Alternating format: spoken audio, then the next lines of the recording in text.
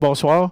Merci d'être ici ce soir, malgré la température et la chaleur. Il y en a plusieurs qui préféraient peut-être être dans leur piscine ce soir, incluant moi, même si j'en ai pas. Donc, on prend la raison pourquoi vous êtes ici, c'est les événements que vous avez connus le 13 juillet. Donc, ça fait pas si longtemps, donc c'est encore frais dans votre mémoire.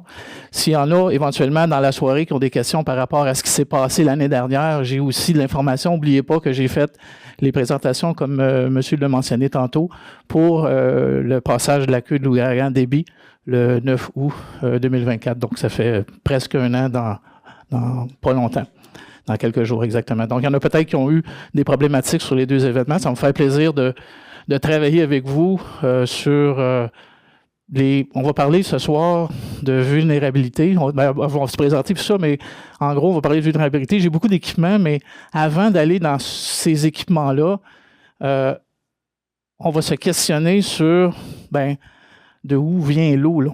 Vous allez dire, elle vient du ciel, mais au-delà de ça, si vous avez eu des problématiques dans votre maison, à quel endroit l'eau est rentrée? Es-tu rentré par une fenêtre? Es-tu rentré par le chemin, par la route?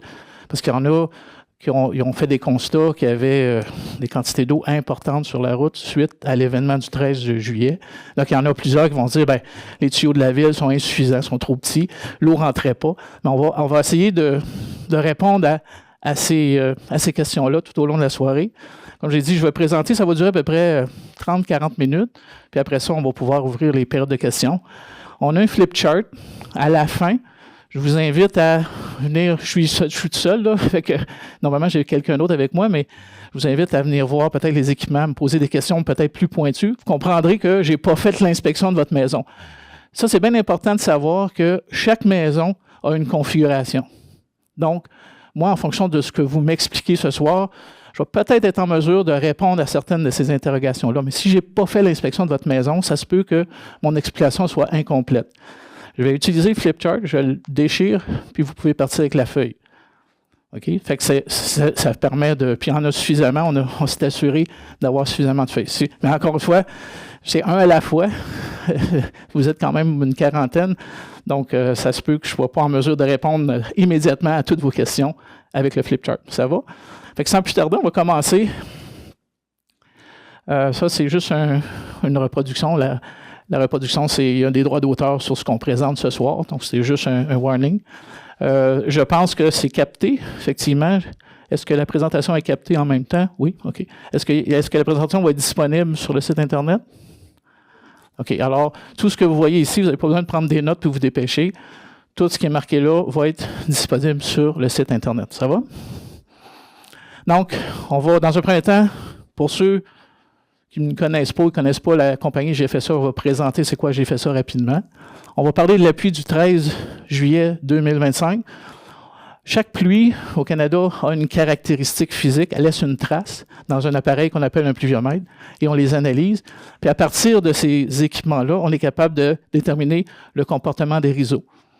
Okay, le comportement des réseaux. Quand on parle de réseau, on va parler de réseaux souterrains.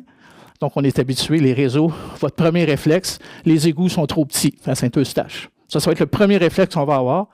Mais le réseau, vous en avez deux réseaux. Vous en avez un que vous avez vu la journée du 13, c'est l'eau qui reste en surface. L'eau qui reste en surface, c'est un réseau. Donc, les rues, les fossés, les terrains, c'est une forme de réseau. Donc, l'eau qui n'est pas capturée et qui ne s'en va pas dans le réseau immédiatement, c'est un réseau de surface. C'est le réseau de surface. Puis, ce n'est pas parce que le réseau était plein le 13 juillet que ça veut dire que les conduites étaient pleines puis étaient en surcharge, puis c'est pour ça que l'eau ne rentre pas. C'est juste que notre réseau de surface a une certaine capacité de capture, puis on va vous l'expliquer quand on va arriver à ce point-là. Les types de réseaux à Saint-Eustache, il y a 3 types de réseaux à Saint-Eustache. Naturellement, il y a des gens ici sur un type de réseau, il y en a un autre sur un autre type, il y en a un autre sur un autre type.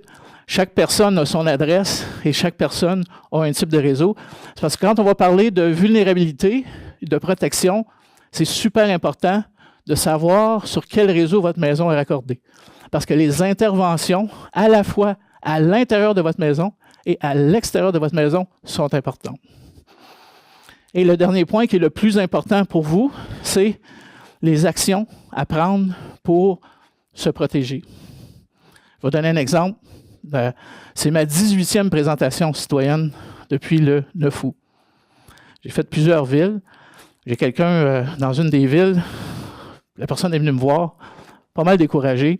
Ça, c'est l'événement du 9. Elle a dit, « Monsieur Roy, là, tout ce que vous avez dit, là, les clés à pipe, vous avez tout mis ça, mais moi, ma fenêtre là, de sous-sol, elle a défoncé. » Oh, OK. Fait que quand même que tu as mis des clapets, puis toutes ces cochonneries-là, ben, ta fenêtre de sous-sol est défoncée. Le sous-sol s'est rempli en quelques secondes. 3 pieds d'eau. Fait que là, la madame, elle me dit, j'ai commandé une fenêtre des États-Unis qui résiste aux ouragans. J'ai dit, jusque-là, ça va, j'ai pas de trouble. Mais est-ce que cette fenêtre-là qui résiste aux ouragans? Les ouragans, il y a 2 choses. Il y a du vent, ils ont des dépressions importantes, mais l'eau, elle pose une pression importante sur le verre. Est-ce que votre fenêtre que vous avez commandée aux États-Unis, elle est capable de résister à une pression d'eau? Là, elle dit, je ne sais pas. Mais ça serait important. Mais là, vous avez réglé le problème majeur. Vous avez tout réglé ça, vous avez eu de l'eau pareille. Vous avez réglé, vous avez changé votre fenêtre, vous avez mis une fenêtre qui est capable de résister à une pression d'eau. C'est-tu normal d'avoir 18 pouces, 20 pouces, 24 pouces d'eau sur une fenêtre de sous-sol? Ça, c'est pas normal. Puis je dis, quand même, vous allez faire ça, vous allez encore avoir des problèmes. Et ça, c'est qu'on va regarder ce soir ensemble, les vulnérabilités, ce qui attaque votre maison. Il faut toutes les regarder. Mais là, votre premier réflexe, suite à l'événement, c'est que vous avez appelé un plombier, puis vous avez tout changé les clapets. Là, vous allez dire ce soir, moi, j'ai tout changé, là, suite au 9, j'ai encore eu de l'eau, M. Roy. Il y en a plusieurs qui vont lever la main, ceux qui sont comme ça. J'ai encore eu de l'eau. OK? Là encore, on vous demanderait de quitter. Mais qu'est-ce qui s'est passé? De où l'eau est rentrée? Je vais vous montrer tantôt un clapet flambant neuf qui ne fonctionne pas, puis il est flambant neuf. Puis il y a quelqu'un qui est venu me voir dans une de mes rencontres citoyennes. Il est venu voir qu'on va faire un test de lumière tous ensemble. Il dit, Monsieur Roy, j'ai fait la test de lumière que vous m'avez montré lors de la soirée. Là. Je suis allé à un magasin qu'on nommera pas, puis j'ai fait la test de lumière, il n'y en a pas un qui a fonctionné. Fait que là, l'équipement qui a été mis, même s'il est flambant neuf, a aussi un problème. Est-ce que c'est un problème de ville? Non, ce n'est pas un problème de ville. Là, l'équipement, mais on va vous donner des petits trucs pour vérifier ces choses-là chez vous, pour vous aider à éviter, comme les deux messieurs d'ailleurs, qui revivent les problématiques qu'on a connues. Ça va? Présentation, j'ai fait ça. J'ai fait ça pour la personne qui a posé la question. C'est le nom de notre président, Jean-François Sabourin, associé. On est une firme qui a été fondée en 1993, puis on fait exclusivement des ressources hydriques. Donc, tout ce qui est précipitation, plan directeur au niveau des réseaux, sanitaires, pluviales, unitaires, pseudo-domestiques. On fait également des dossiers litigieux. Donc, on représente des municipalités dans des dossiers de refoulement, des réclamations. On fait les codes d'inondation pour les rivières, rivière Gatineau. Par exemple, c'en est un qu'on a fait. Donc, c'est le genre de dossier. L'analyse des précipitations via la pluviométrie, mais aussi via des analyses radar. Je ne sais pas si quand vous écoutez les nouvelles à Radio-Canada, vous voyez les images, toutes sortes de couleurs, quand ils annoncent les précipitations. Nous, on est capable de prendre ces images-là, puis d'analyser chaque pixel sur votre écran représente 1 km² sur le territoire. Plus le pixel est de couleur intense, plus l'intensité de la pluie est proportionnelle à cette couleur-là. Donc, quand vous avez du rouge, du mauve, ça veut dire que l'intensité, elle est très forte. Quand vous avez du vert, du bleu, l'intensité est faible. Donc, on est capable d'analyser chaque pixel avec la pluviométrie qui est installée. Donc, on mesure la pluviométrie au sol. Donc, c'est un peu ça qu'on fait. Présentation citoyenne depuis le 9. C'est quelque chose qu'on a ajouté. On en a fait beaucoup. Puis, j'ai encore eu des demandes pour en faire d'autres suite à l'événement du 13 juillet. La pluie du 13 juillet. L'année passée, j'ai présenté ce tableau-là qui montrait un peu les queues d'ouragan. Là, le 13 juillet, en passant, ce n'est pas une queue d'ouragan, c'est strictement une précipitation locale qui a affecté plusieurs villes au Québec. Moi, je suis du secteur de Gatineau. Il y a mouillé, mais pas autant qu'ici. Puis il y a d'autres endroits qui ont mouillé plus qu'ici. Donc, c'est très, très variable. Puis, à discuter avec certaines personnes de la ville, On a des lectures d'un pluviomètre, ici à certains endroits, aux ateliers municipaux. Puis à l'endroit où un des fonctionnaires de la ville était situé, la piscine a débordé. Donc, même à l'intérieur de la ville, quand même j'ai un pluviomètre ici, il peut mouiller encore plus que ce qui est enregistré à l'unité au pluviomètre. Pourquoi j'ai mis ça? Je veux juste attirer votre attention sur Beryl. Beryl, il a eu 58 mm en 10,5 heures. Ça, c'est la pluie du 13 juillet au pluviomètre des ateliers municipaux. 47 mm en 1 heure et 5 minutes. Donc, presque la même quantité que la queue de l'ouragan Beryl, mais 10 fois plus vite. Ils ont tombé 2 pouces en une petite affaire plus qu'une heure. Donc, c'est quand même beaucoup d'eau. Ça, ici, c'est les enregistrements du pluviomètre. Ça, c'est les lectures. Ça, c'est le nombre de millimètres. C'est des pas de temps de 5 minutes. Les heures qu'on a ici, c'est en heure normale de l'Est et non en heure avancée. Donc, ça, c'est ce qui est tombé chez vous pour un des pluviomètres. Donc, c'est quand même presque 2 pouces en 1 heure. C'est quand même beaucoup d'eau. Quand ça tombe sur une rue, ben, les puisards, ce sont les structures que vous retrouvez le long des bordures, ne sont pas capables d'évacuer cette eau-là. Le puisard agit un peu comme un régulateur. Pour être capable d'évacuer une pluie de ce type-là ou de cette intensité-là, ça prendrait des puisards tout le long. Mais qu'est-ce que ça va faire si on met des puisards tout le long? Bien, toute l'eau va disparaître. Puis nous, comme citoyens, on n'aime pas ça voir de l'eau dans la rue. Parce qu'on est inquiet. Quand on voit l'eau dans la rue, on est inquiet. Pourquoi? Ça veut dire que le réseau ne fonctionne pas. Non, non, non. Le manque de puisards pour un événement comme ça fait une régulation. Elle empêche cette eau-là de se retrouver tout en même temps dans un réseau. Puis là, si effectivement elle se trouve tout en même temps dans le réseau, bien là, ça va refouler, puis big time. On va faire un parallèle. Ici, on a des sorties de secours. On est 40 ici en ce moment. Vous êtes tous des personnes allumées. Le design du bâtiment, de la salle est conforme aux différents codes qui existent. Si je vous dis, là, il y a une urgence, vous devez quitter la salle par une des portes, parce qu'il y en a une qui est barrée, l'autre, elle est ouverte. Vous devez quitter la salle en 5 secondes. Qu'est-ce qui va se passer?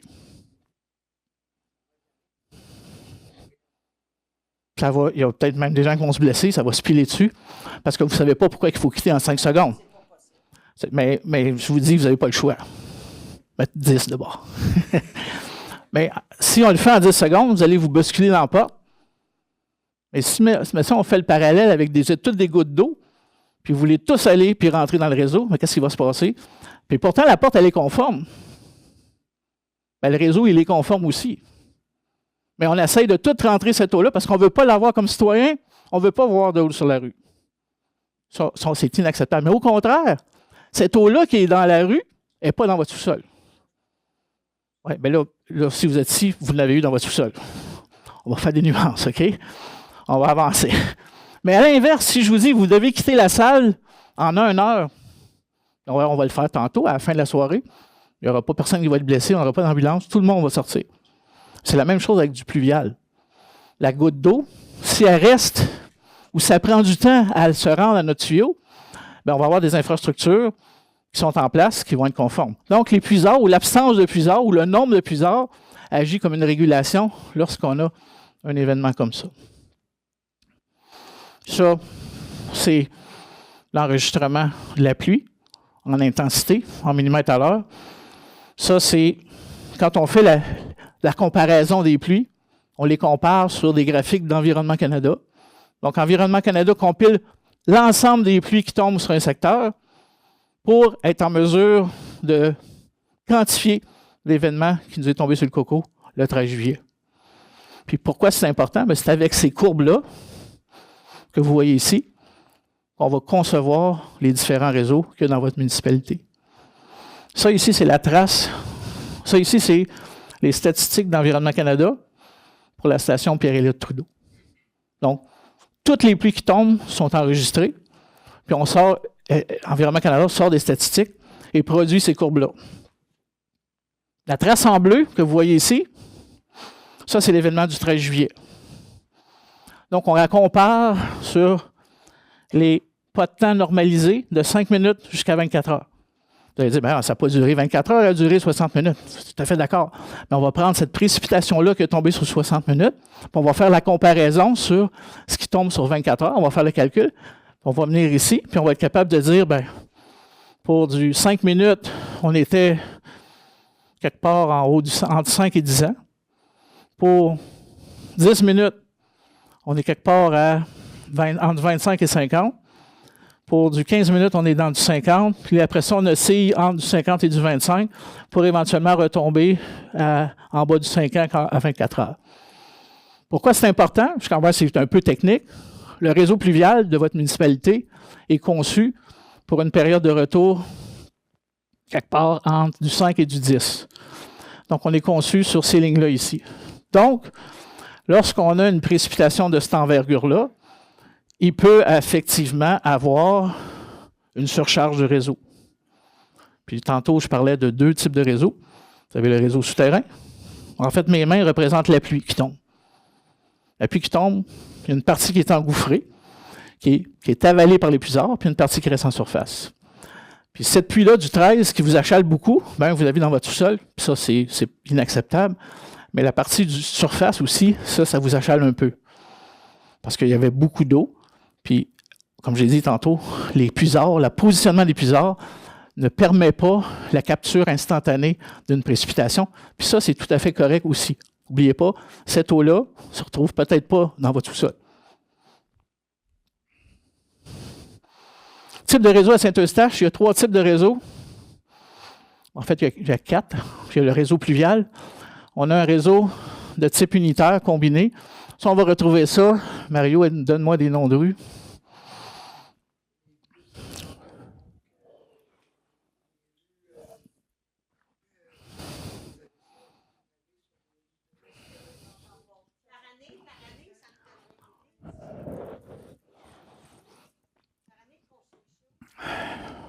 C'est probablement les années à peu près avant 1975, 72. Avant ça même, 64 avant. 64 avant, donc souvent. Mais les rues, roughement, là, je vous sens dire que c'est limité. Là, les rues de Bellefeuille, Monseigneur-Prévost, Saguenay, les avenues dans le quartier de M. Tessier, le quartier des Îles, là, les avenues 43, 44, 39, 38, 37, 36, Saguenay des rues où est-ce qu'il y avait des réseaux unitaires. Dans les dernières années, 10-12 dernières années, la Ville a fait de la séparation de réseaux qu'on appelle, là, que M. Roy va s'approcher tantôt, mais sur certaines rues, il y a eu de la séparation de réseaux. Villeneuve, c'est un code qui a eu de la séparation de réseaux dans les dernières années. Ce qui se passe actuellement sur Pie-12 et Constantin, les travaux sont en marche, c'est la séparation de réseaux que la Ville est en train de faire. Donc, le réseau unitaire, comme on va dire, je vais les décrire, j'ai mentionné rapidement, mais je vais les décrire au niveau des années, etc. Le réseau pseudo-séparatif, je vais également indiquer avec des images qu'est-ce que ça veut dire. Le réseau complètement séparé, donc on va retrouver ça à peu près des constructions à partir de 76 à aujourd'hui. Puis naturellement, le réseau pluvial, soit par fossé et ou par conduite. Fait qu'on va les passer un par un, mais avant ça, on va quand même juste vous donner une certaine nomenclature parce qu'on va parler de mots techniques, puis peut-être vous êtes moins familiers. Alors, les drains de fondation, ça, c'est ce qui se trouve le long de votre fondation qui est enterrée, qui permet l'assèchement des fondations, puis qui permet d'éviter une pression hydrostatique sur les murs, puis qui peut avoir un impact sur l'infiltration de l'eau. Les gouttières, c'est ce qui fait le tour, qui ramasse, qui collecte l'eau de votre toiture. Le service pluvial de la résidence, il y a le service sanitaire de la résidence, il y a le pluvial qui, lui, se jette directement à la rivière sans traitement. Puis on a le sanitaire qui, lui, s'en va à l'usine d'épuration qui est au bout de la 25e. Et puis ça, c'est les fameux puisards que je mentionnais tantôt. Donc on a ici, en jargon technique, la tuyauterie, on appelle ça le système mineur. Donc ce qui est engouffré au niveau du pluvial et qui s'en va là-dedans, c'est le mineur. Ce qui reste en surface, c'est aussi un réseau. Puis ça aussi, quand on fait, par exemple, des plans directeurs, on est capable d'identifier les quantités d'eau qui vont se promener sur une rue suite à un événement comme le 13. Pourquoi c'est important? Parce qu'il y en a ici, en tout cas, je me souviens, lors de la première présentation, le 26 août l'année passée, il y en avait un qui avait des entrées de garage en contrepente qui ont été affectées par justement cette lame d'eau-là qui est sur la rue. puis qui s'en va directement dans le garage en contrepente. Bien, c'est important de savoir c'est quoi cette quantité d'eau-là qu'on a sur la rue qui se retrouve dans votre entrée de garage. Parce que ça peut se contrôler. Par exemple, par la pose d'un dos d'âne. Donc, juste une monticule. Mais à quelle hauteur il faut le mettre, ce monticule-là? Bien, c'est justement pour ça qu'il faut faire la modélisation pour savoir quelle sorte de quantité d'eau va se promener sur la rue lorsqu'on a un événement comme ça. Puis tout ça, effectivement, ça peut se calculer. Donc, le premier réseau unitaire, on va aussi appeler ça le réseau combiné. Unitaire, c'est il y a un seul et unique conduit dans les rues, comme Mario mentionnait tantôt. Donc, il va collecter à la fois l'épuiseur et tout l'équipement sanitaire de la maison, toilettes, douches et compagnie, et également le drain de fondation. Donc, j'ai fait un interdit, donc le raccordement de la gouttière à mon drain de fondation, c'est un non catégorique, peu importe le type de réseau. Fait que vous allez revoir cette interdiction-là dans toutes mes diapositives. Donc, ce type de réseau-là peut être problématique lors d'une pluie comme le 13 juillet.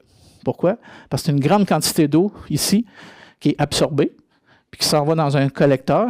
Puis on ne se cachera pas, on parle de des conduites qui sont designées avant 1963. Les dates ne sont pas exactes, mais si on regarde les courbes de statistiques que je vous ai montrées tantôt, bien, les statistiques aujourd'hui sont jusqu'en 2025.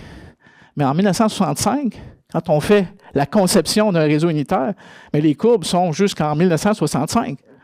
En 1965, ils n'ont pas prévu le passage de débit l'année passée, puis ils n'ont pas prévu la pluie du 13 juillet. Le centenaire de 1965 n'est pas le même qu'un centenaire de 2025. Fait qu'il faut garder ça en tête. C'est bien beau de dire il faut tout changer mes conduites unitaires, mais il a été conçu avec les normes de l'époque. Pour ceux qui ont des vieilles autos, il n'y avait pas de ceinture de sécurité dans les vieilles autos. Aujourd'hui, on a tous des ceintures, on s'attache. J'ai été sauvé par une ceinture moi-même. Mais dans une auto de 1965, il n'y a pas de ceinture. J'aurais volé je ne serais peut-être pas ici ce soir. Alors, vous voyez qu'il y a une évolution à ça. Mais ça veut-tu dire est-ce qu'il faut changer puis grossir toutes les conduites dans la ville? Bien, quelque part, il n'y a pas un arbre à grossissement de conduite là, pour payer tout ça, là. Puis, mettons que demain matin, la ville, le conseiller qui est ici, dit demain matin, on lance un programme, on change toutes les conduites à Saint-Eustache. Naturellement, si on a un programme comme ça à Saint-Eustache, il y a un programme comme ça à Sainte-Thérèse, à Montréal, à Québec. OK, parfait. Ça va prendre combien de temps changer toutes les conduites à Saint-Eustache? Couple d'années? Ça va prendre des centaines d'années. En supposant que le money is no object, en supposant que l'argent est là, puis parce qu'en bout de ligne, ça ne cachera pas, c'est tous nous autres qui payent pour ces affaires-là. Là. Encore une fois, il n'y a pas un arbre à infrastructure municipale pour grossir les conduites. Puis, dans les 100 prochaines années, ça se peut-tu qu'on ait encore des événements comme on a eu à Débit, à Beryl et puis le 13 juillet? Bien, malheureusement, la réponse, c'est oui. Honnêtement, je ne m'attendais pas à me retrouver ici presque un an plus tard, jour pour jour, mais malheureusement, c'est ça.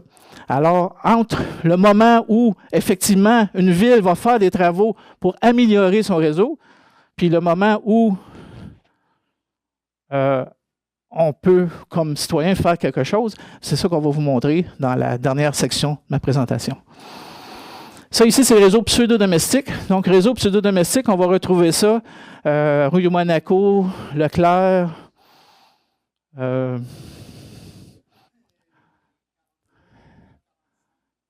Avenue, Grande-Côte.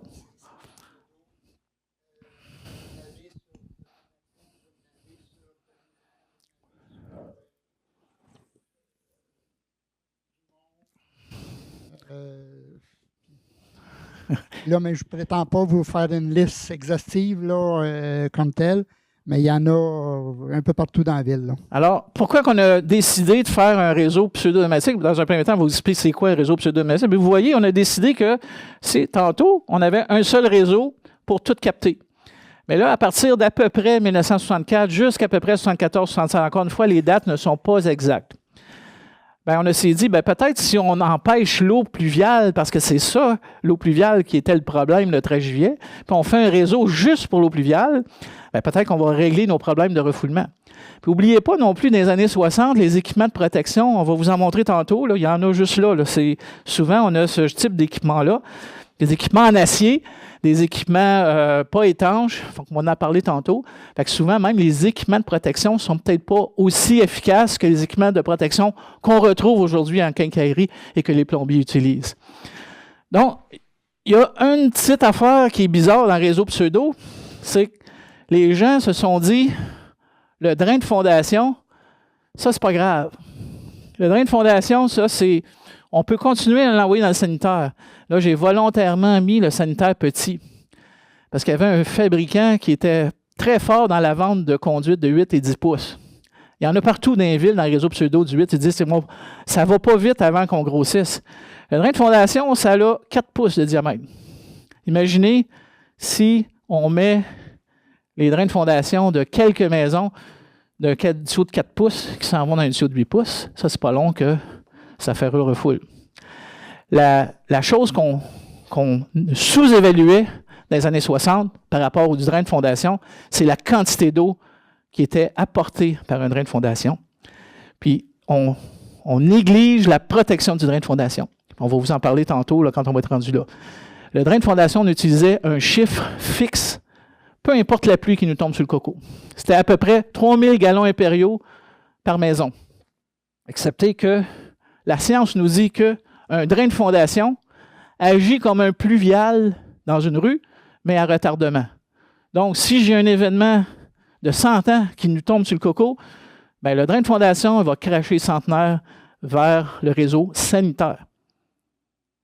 Donc, c'est pas long que ça va surcharger. Fait que là, il y avait comme, si on veut, un manque de connaissance ou d'apprentissage du comportement du drain français. On s'entend, le drain français, ce n'est pas une réaction instantanée. Pourquoi? Parce que la goutte d'eau, bien, elle va s'infiltrer le long de votre mur, elle va s'en aller tranquillement, elle va arriver là, puis elle va y aller éventuellement.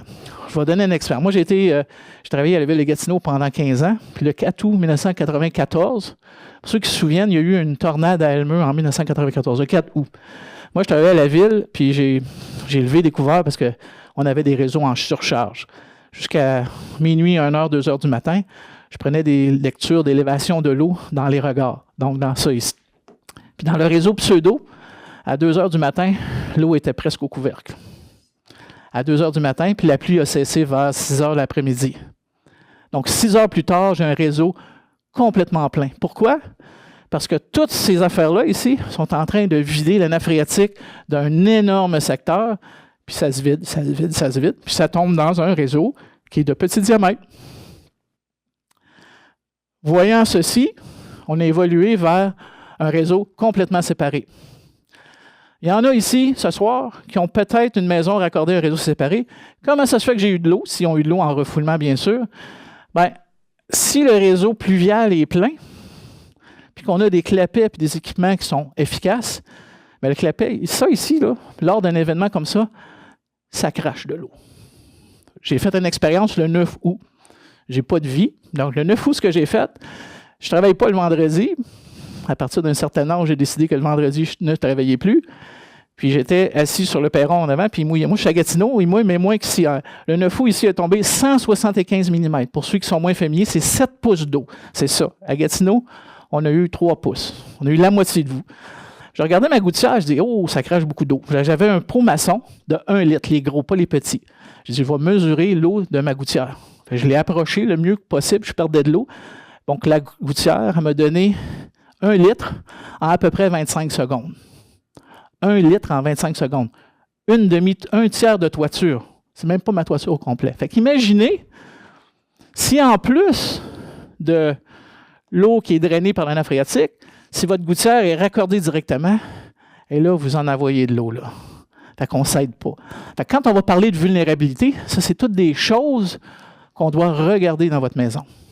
Toutes ces affaires-là. Puis on n'est pas parlé encore des équipements. Il faut regarder les vulnérabilités. Fait que ça, c'est le réseau séparé. En termes d'années, on parle d'à peu près 74-76 jusqu'à aujourd'hui. Aujourd'hui, c'est les réseaux séparés partout. Des exemples de vulnérabilité dans les différents types qu'on a mentionnés. Des gouttières qui s'enfoncent dans le sol. Si effectivement, il y en a qui vont dire, moi, ça s'enfonce dans le sol, puis ça sort à la rue, j'ai pas de problème avec ça. Mais il y en a que ça s'enfonce dans le sol parce qu'ils veulent pas voir d'eau sur leur terrain. Ça fait un flac d'eau, moi, puis j'aime pas ça. Mais ça, cette eau-là va s'en aller dans votre drain français, puis ça, c'est pas bon. Il faut que ça soit corrigé. C'est un exemple. Les gouttières raccordées au drain de fondation directement. Tassement qui favorise l'écoulement de l'eau vers la maison. L'exemple de la madame que je mentionnais tantôt, où elle a eu jusqu'à 2-3 pieds d'eau sur son mur de fondation, puis sa fenêtre a éclaté. Bien, c'est correct d'avoir remplacé la fenêtre, mais il faut régler le 2-3 pieds d'eau. Là, il y en a qui vont dire, moi, c'est la faute de la ville se draine chez nous. Il faut que le problème soit regardé. Avant de commencer, tout à regarder ça, il faut regarder qu'est-ce qui s'est passé. Pourquoi tu as 3 pieds d'eau? Si c'est une affaire de ville, on ira voir Mario, on va dire, hey, on a un problème de ville. Mais encore une fois, je ne le sais pas. Là, moi, je n'ai pas fait l'inventaire de cette problématique-là pour cette personne-là. Tassement qui favorise l'écoulement vers la maison, c'est un peu ce que je disais. Absence des études du système de protection. Bon, là, on va en parler tantôt, mais quand on a des vieux équipements, ici, j'ai les couvercles ont été, c'est des clapets, mais en acier. Les couvercles ont été coupés au grinder. Ça veut dire que l'entretien, c'est pas le diable, là, parce que si on est obligé d'utiliser un grinder pour ouvrir le couvercle, ça veut dire que vous ne l'avez peut-être jamais regardé. On va vous donner j'ai un exemple d'un clapet. On fait une expertise dans un dossier. Je vais vous en montrer un clapet en acier qui n'a jamais été ouvert de sa vie. Puis vous allez comprendre rapidement que ces équipements-là, ça ne fonctionne plus. Malheureusement, il faut qu'ils soient remplacés. Présence de garage en contrepente. Est-ce qu'il y en a qui ont des garages en contrepente ici? Levez vos mains. OK. Ça c'est une invitation à des problèmes. Fait qu'on va vous indiquer. Moi, ma recommandation numéro 1, puis c'est pas ça que vous voulez entendre, c'est d'éliminer ça. Vous allez dire, mais non, je n'ai besoin. Je comprends ça, mais c'est un risque élevé, même si on fait toutes les interventions que je vais vous proposer. C'est un risque élevé. Il faut penser. Il y a des villes que ça n'existe plus. Tu n'as même plus le droit d'avoir ça. Donc, si vous êtes pris avec ça, là, il y en a un qui va dire, moi, j'ai un droit acquis. OK, si vous avez un droit acquis, soyez prêts à vivre avec. Parce que tout ce que je vais vous proposer, ça va devenir encore une zone à risque élevée. Même si vous faites tous les travaux que je vais vous recommander. Moi, dans les recommandations que je fais au niveau des rapports techniques, parce qu'on en fait plusieurs, quand on a un garage en contrepente, la recommandation numéro 1, c'est de l'éliminer. Donc, ce que vous faites avec votre garage, il redevient une portion de sous-sol. Mais ça, comme je dis, ça vous appartient. Là. Quand je dis ça, habituellement, ça ne passe pas.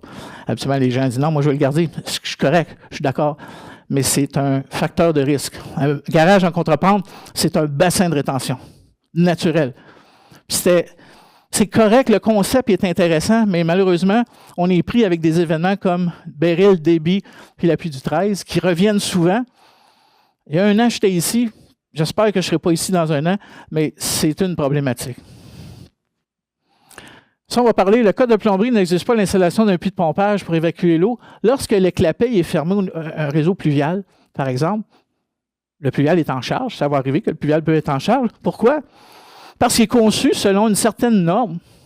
On a parlé tantôt 5 à 10 ans. S'il arrive avec un événement de 25 ans, ça se peut-tu qu'il soit en charge? La réponse, malheureusement, c'est oui. Quelqu'un va dire, pourquoi vous ne les designez pas 25 ans? Bon point. Il arrive un événement de 50 ans. Pourquoi tu ne l'as pas fait de 50? OK, bon point. Il arrive un événement de 100 ans. On arrête où? C'est une réalité, là. Ça, je comprends, c'est dur à accepter parce que premier réflexe, c'est toujours la faute de la ville. Le design n'est pas bon. Le design, il est bon. Mais l'événement qui nous est tombé dessus est supérieur à la conception d'origine. Une autre anecdote, pas une anecdote, mais un fait parallèle. Vous arrivez sur un pont, c'est marqué 2 tonnes, vous avez un camion de 5 tonnes, qu'est-ce qui va se passer?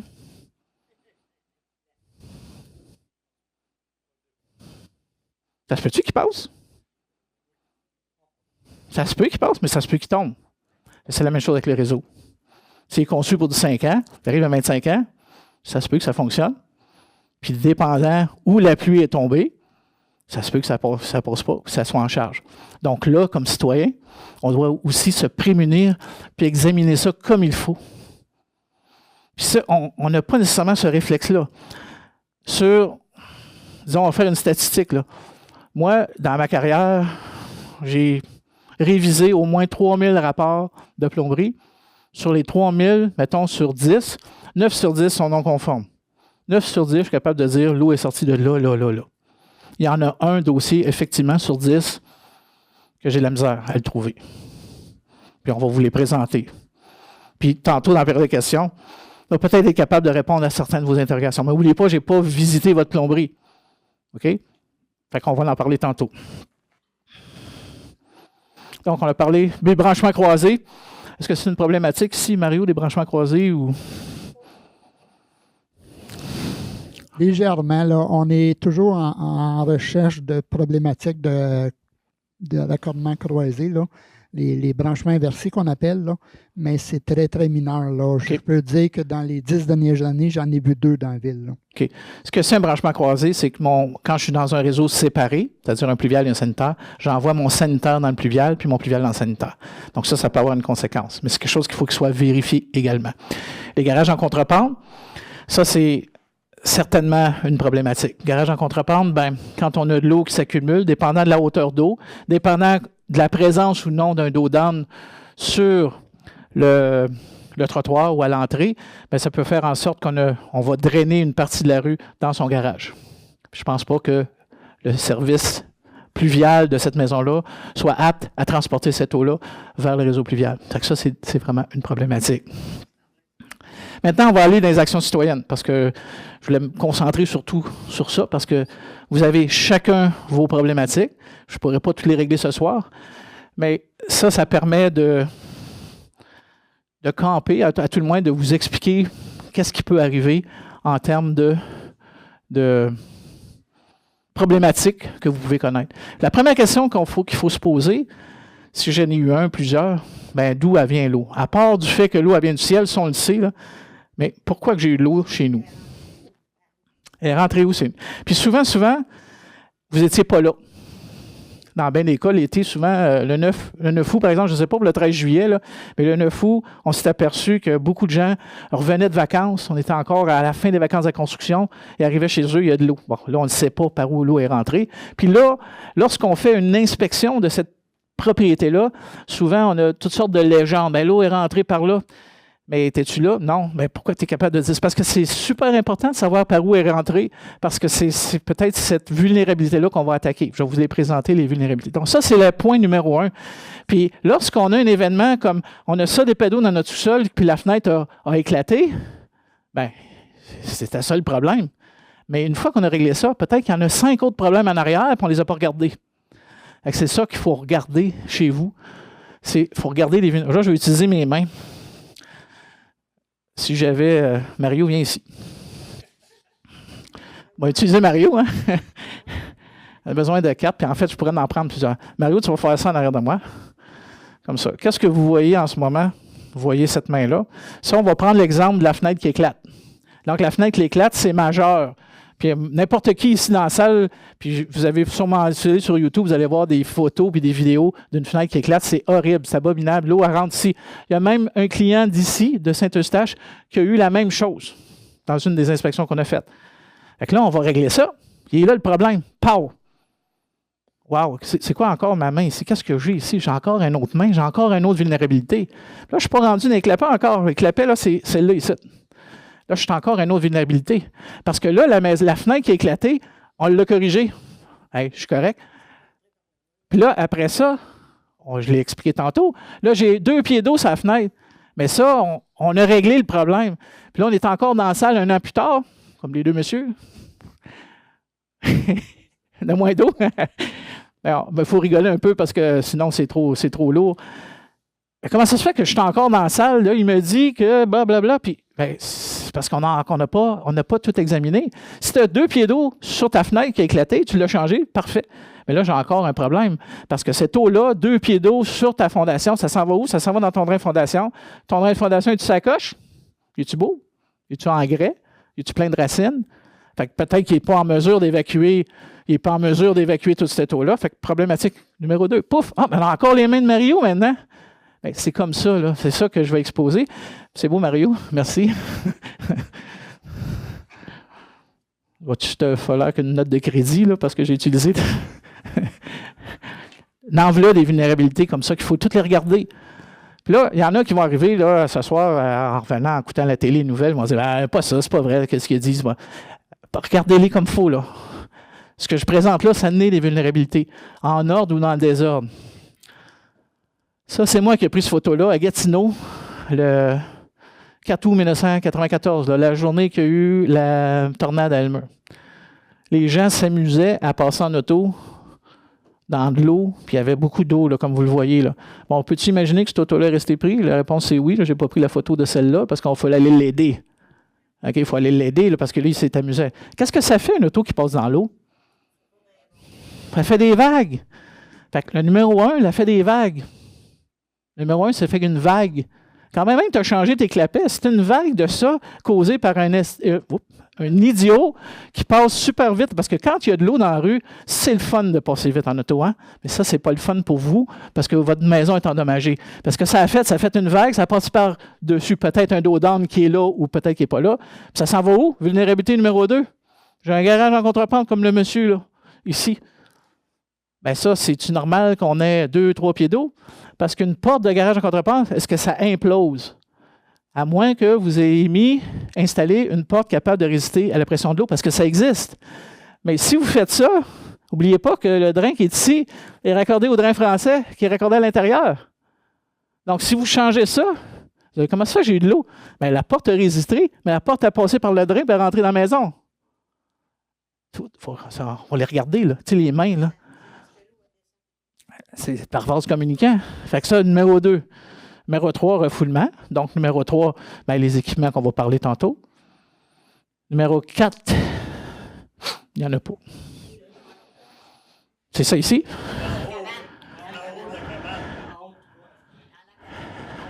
Ça? Ah, ici. Merci, mais je voulais juste voir si vous suiviez. C'est moi qui ne suis pas. Numéro 4, ça, c'est la fameuse fenêtre qui éclate. Est-ce que c'est normal qu'une fenêtre éclate? Non. C'est arrivé à une de mes premières présentations à Joliette. Il y a un monsieur qui s'en vient au micro, il dit moi, là, c'est la nappe phréatique, blablabla. OK. Et j'ai dit parfait. Là. Puis là, à un moment donné, la personne au micro, ça ne sert à rien, là, comme je ne l'ai pas vu. Elle vient me voir après. Je commence à poser quelques questions.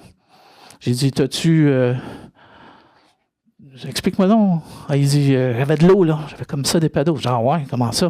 Ben, je dis c'est là ton problème. Parce que cette eau-là, là, mettons que ta fenêtre n'éclate pas, ça s'en va où? Ça va straight pipe dans ton drain de fondation. Ah ouais? Hey, t'as raison.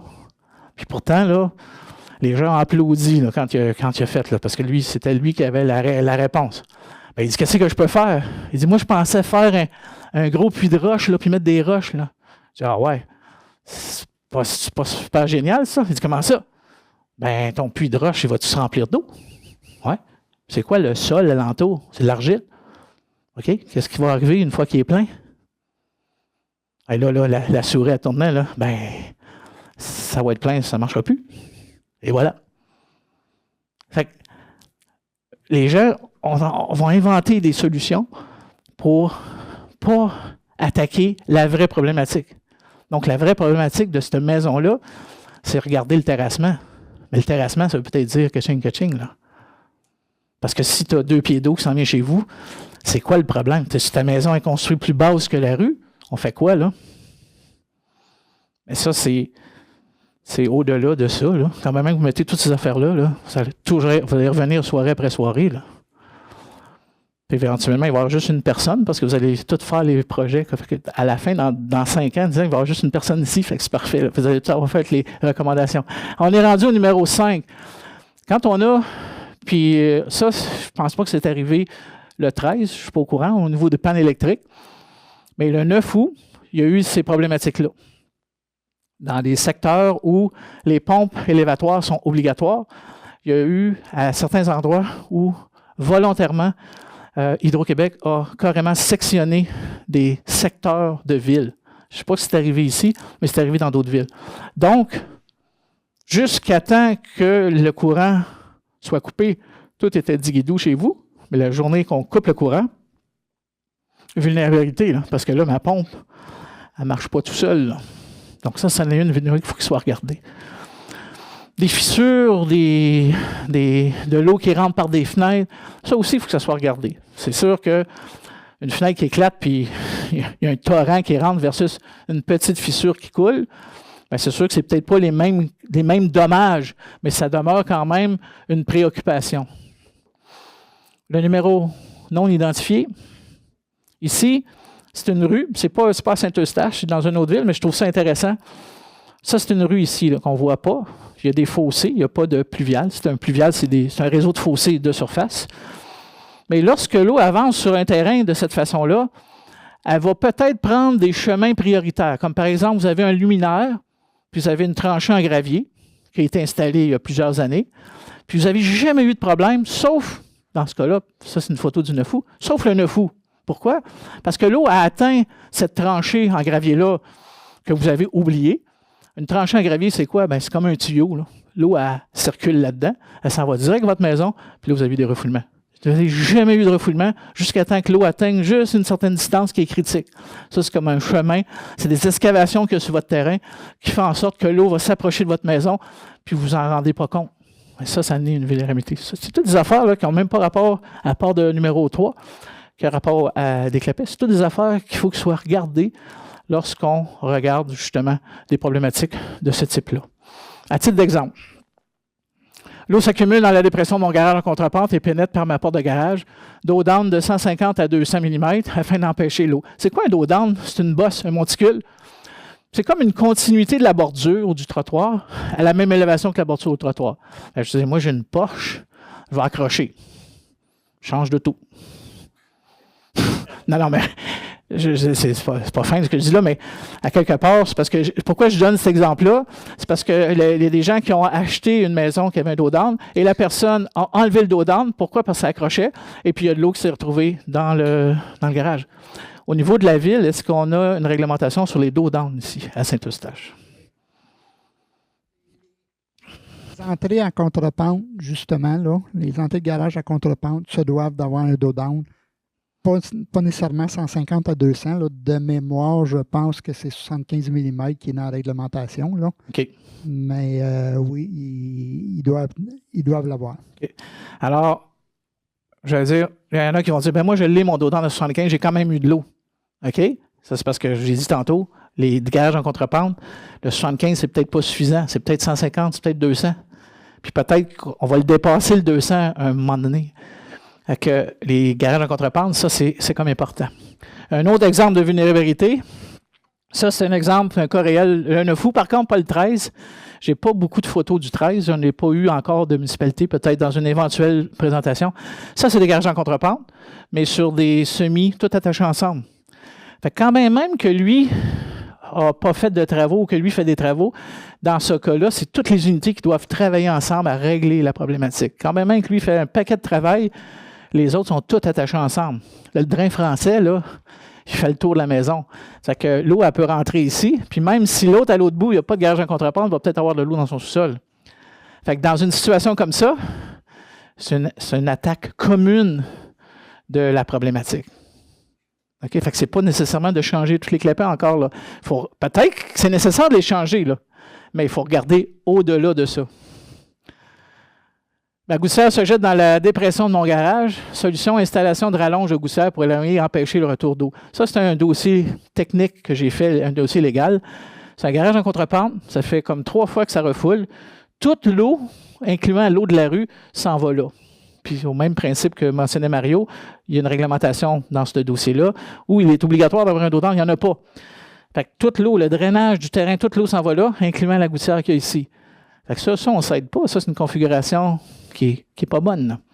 Fait qu'encore là, je n'ai pas parlé de clapet. J'ai un poste de pompage, puis pour évacuer l'eau quand mon clapet est fermé, parce que le réseau pluvial peut effectivement venir en charge. Mais lorsqu'il vient en charge, bien, le drain français continue à cracher de l'eau. Mais si la porte est fermée, le drain français, bien, l'eau va monter alentour de la semelle, puis elle va rentrer à l'intérieur de votre sous-sol. C'est-à-dire que c'est de l'eau qui n'est pas nécessairement de l'eau usée, mais c'est complètement désagréable. Il faut s'occuper de ça parce qu'il va y avoir de la moisissure et compagnie. Donc, il faut arracher les murs et compagnie. Donc, poste de pompage, une pompe auxiliaire alimentée par batterie. Puis, ultimement, ça ici, ça a quand même une durée de résistance au fonctionnement qui peut varier selon son usage. Mais chez nous, vous autres, vous n'avez pas connu ça. On a eu le Derecho en 2022. Puis il y a eu des pannes électriques qui ont duré jusqu'à 5 jours. Donc ça, ici, ça ne va pas malheureusement toffer 5 jours. Fait que là, la prochaine alternative, c'est peut-être une affaire de même. Mais quand on met une affaire de même, ça alimente toute votre maison, pas juste le poste de pompage. Fait qu'il faut garder ça en tête. Vous dites, ça n'a pas d'allure, c'est même trop cher. Je comprends tout ça. Mais c'est de cette façon-là qu'il faut regarder notre maison. Notre maison, là, c'est précieux. Là, on a tout mis notre argent dans ça. Donc, mais c'est ça qu'il faut regarder. Il ne faut pas dire, parce que le premier réflexe, c'est la faute de la ville. C'est la faute de la ville. Peut-être qu'il y a des fautes de ville. Mais demain matin, ça peut encore arriver, la moisseuse de tempête du 13 juillet. Ça peut encore arriver. Puis c'est encore arrivé, on va être encore ici dans la salle, puis j'ai encore eu de l'eau. Mais il faut le regarder, ça. Il ne faut pas dire tout de suite, premier réflexe. Si vous êtes ici ce soir, c'est parce que justement, vous voulez le savoir, qu'est-ce qui s'est passé, puis vous souhaitez peut-être mettre en place justement ces solutions-là. Quand on fait la reconstruction, bien, il faut reconstruire peut-être en pensant justement au fait que ça fait 2 fois que je refoule, peut-être qu'il ne faudrait plus que je mette de plancher flottant. C'est un mauvais jeu de mots, là. Mais tu sais, les planchers flottants, il y en a en MDF. Aussitôt que ça voit l'eau, ça gonfle. Pouf! Moi, j'en ai mis dans mon sol, c'est en PVC. Fait que si effectivement il y a de l'eau qui vient dessus, tu peux le décliquer. Je comprends que c'est de l'ouvrage, c'est pas le fun, puis vous manquez de l'ouvrage, du salaire, je comprends tout ça. Mais au moins, vous n'avez pas une perte à ce niveau-là. Donc, céramique au lieu du bois, PVC au lieu du MDF, colombage de métal au lieu du bois. De métal, par contre, il peut avoir de la corrosion. Isolant rigide au lieu de la laine.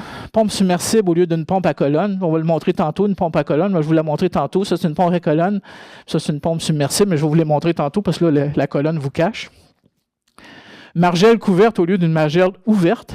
Ceux qui ont des margelles, il existe des couverts qui permettent à la lumière de passer, mais qui au moins, à tout le moins, limite la quantité d'eau qui peut se retrouver. Parce que, n'oubliez pas, l'eau qui va dans votre margelle, elle va où? Dans le drain français. Si votre drain français est vulnérable, bien, peut-être que vous allez avoir des problèmes. Si votre drain français n'est pas optimal, bien, vous courez peut-être après des problèmes. Abandon d'un garage en contrepente, ça, je vais le répéter malheureusement souvent. Pompe à l'eau. Pompe de l'eau de la grille du pied de garage en contrepente vers le réseau pluvial et non vers le réseau sanitaire. C'est bien, bien, bien important. Toute l'eau pluviale doit aller sur le terrain. Jamais, jamais, jamais, jamais dans le sanitaire. On voit ça souvent dans les inspections qu'on fait.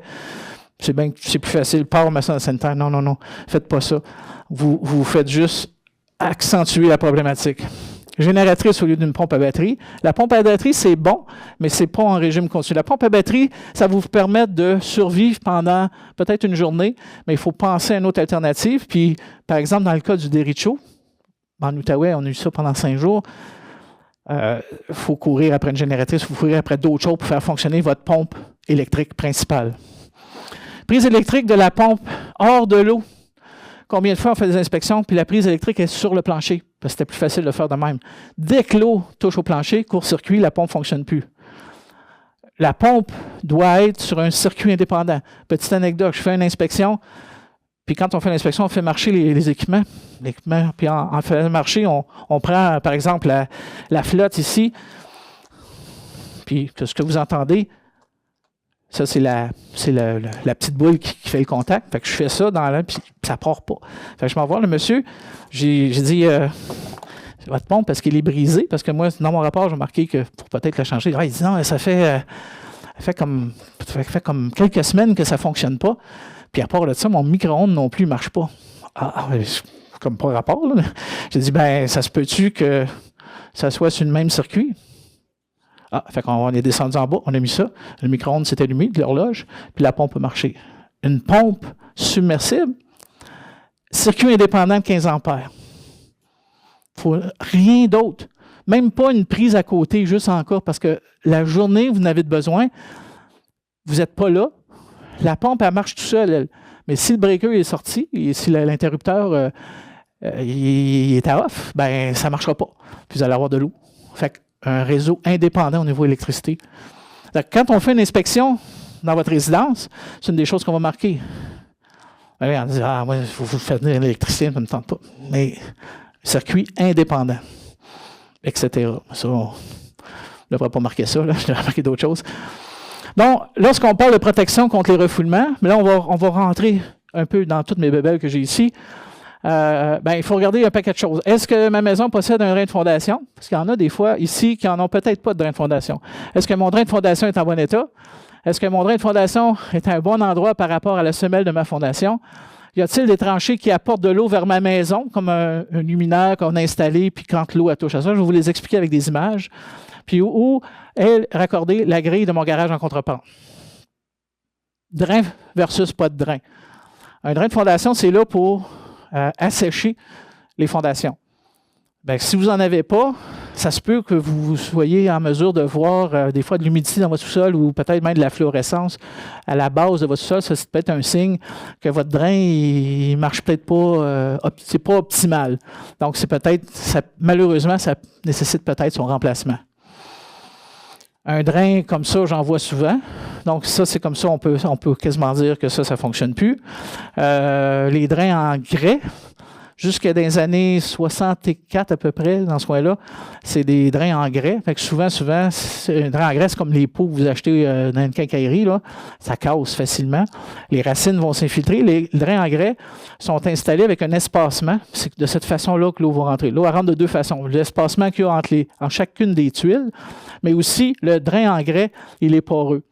Donc, l'eau rentre de tout ça. Mais les racines aussi vont rentrer. La terre va rentrer. À part ça, l'autre type de matériel, c'est un peu comme ça. Ça, ici, les nouveaux drains qui sont remplacés ne sont pas remplacés avec ça. Maintenant, ils sont remplacés plus avec un matériel comme celui-ci ici. Pas du grosseur là. C'est plus un tuyau blanc perforé. On va voir ça souvent. Si vous avez de l'ocre ferreux, ici, avec Saint-Eustache, il y en a-tu? Je ne pense pas, hein? Si vous avez de l'ocre ferreux, c'est bien important parce que ça aussi, ça peut être un obstacle ou quelque chose qu'il faut que soit regardé. L'ocre ferreux, c'est comme une gélatine rouge. Puis ça va colmater complètement un drain de ce type-là. L'ocre ferreux va s'installer sur toutes les parois. Donc, quand on a de l'ocre ferreux, ça prend un tuyau lisse, comme je l'ai montré tantôt. Tuyau au bon endroit, j'ai fait des inspections, j'ai vu de ça ici. Donc, lorsqu'on a un tuyau qui est au mauvais endroit, mais comment on peut savoir ça? Malheureusement, c'est juste par excavation. On peut pas, si on passe la caméra à l'intérieur, on ne sait pas, est-tu là, le drain, ou il est là. Pourquoi? On veut l'avoir à cet endroit-là et non là, pour la raison suivante. Lorsque l'eau est rabattue à proximité, ça, ici, la ligne rouge, c'est l'eau dans le sol, qui est rabattue au niveau du drain de fondation. Ça, c'est le niveau d'eau dans mon drain. L'eau ici est en contact directement avec mon plancher. Puis ça, ici, ce joint-là n'est pas étanche.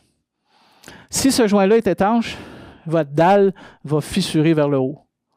Puis dans la dernière présentation que j'ai faite, une des dernières, il y a quelqu'un qui est venu voir, il dit « Monsieur Roy, regardez, j'ai une photo. » Puis il dit « C'est exactement ce que vous avez dit. La dalle a levé pendant l'événement du 9 août. » Pourquoi? Parce qu'ici, il était complètement étanche. Si on veut une fondation bateau complètement étanche, la dalle ici, elle va être un béton beaucoup plus résistant que ce qui est installé dans votre sous-sol. La force de ce béton-là, ici, c'est un béton maigre de très faible capacité. Donc, aussitôt qu'il y a une petite pression, il va craquer, il va lever, puis là, l'eau va sortir par là. C'est pour ça qu'il faut mettre ça ici.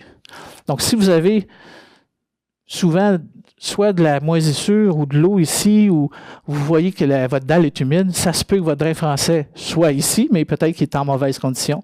Puis l'eau peut monter jusqu'ici. Puis aussitôt que c'est en contact ici, l'eau, le béton, c'est poreux. Donc, l'eau peut effectivement s'infiltrer dans votre résidence.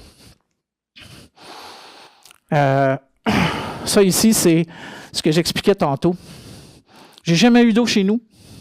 Ça, c'est la rue que je vais vous montrer. Ça, c'est la même intersection. OK? Vous voyez ici la rue. Ça, c'est avec l'eau. Ça, c'est pas l'événement. Ça, j'ai mis le 13 juillet, mais la photo est prise le 9 août, l'année passée. Donc, j'ai jamais eu de problème, sauf cet événement-là, parce que l'eau, elle se promène dans les fossés, puis elle déborde un peu sur mon terrain, elle va jusqu'ici. Par contre, moi, en quelle année, j'ai mis du pavé uni, j'ai fait une excavation ici, tout en roche. Puis là, cette journée-là, l'eau est arrivée ici, mais l'eau, là, elle voyage par ma tranchée à gravier, elle s'en va vers ma maison. Aussitôt qu'elle atteint la maison, l'eau va s'infiltrer vers mon drain de fondation. Puis là, peut-être que ça n'a pas aidé, parce que là, j'ai accentué cette arrivée d'eau-là vers mon drain de fondation. Pas encore une fois. Est-ce que mon drain est sacoche ou non? Ça, seule l'inspection pourra le déterminer. En inspection ou en méthode de protection contre les refoulements, il y a une et une seule façon conforme de se protéger contre les refoulements d'égouts.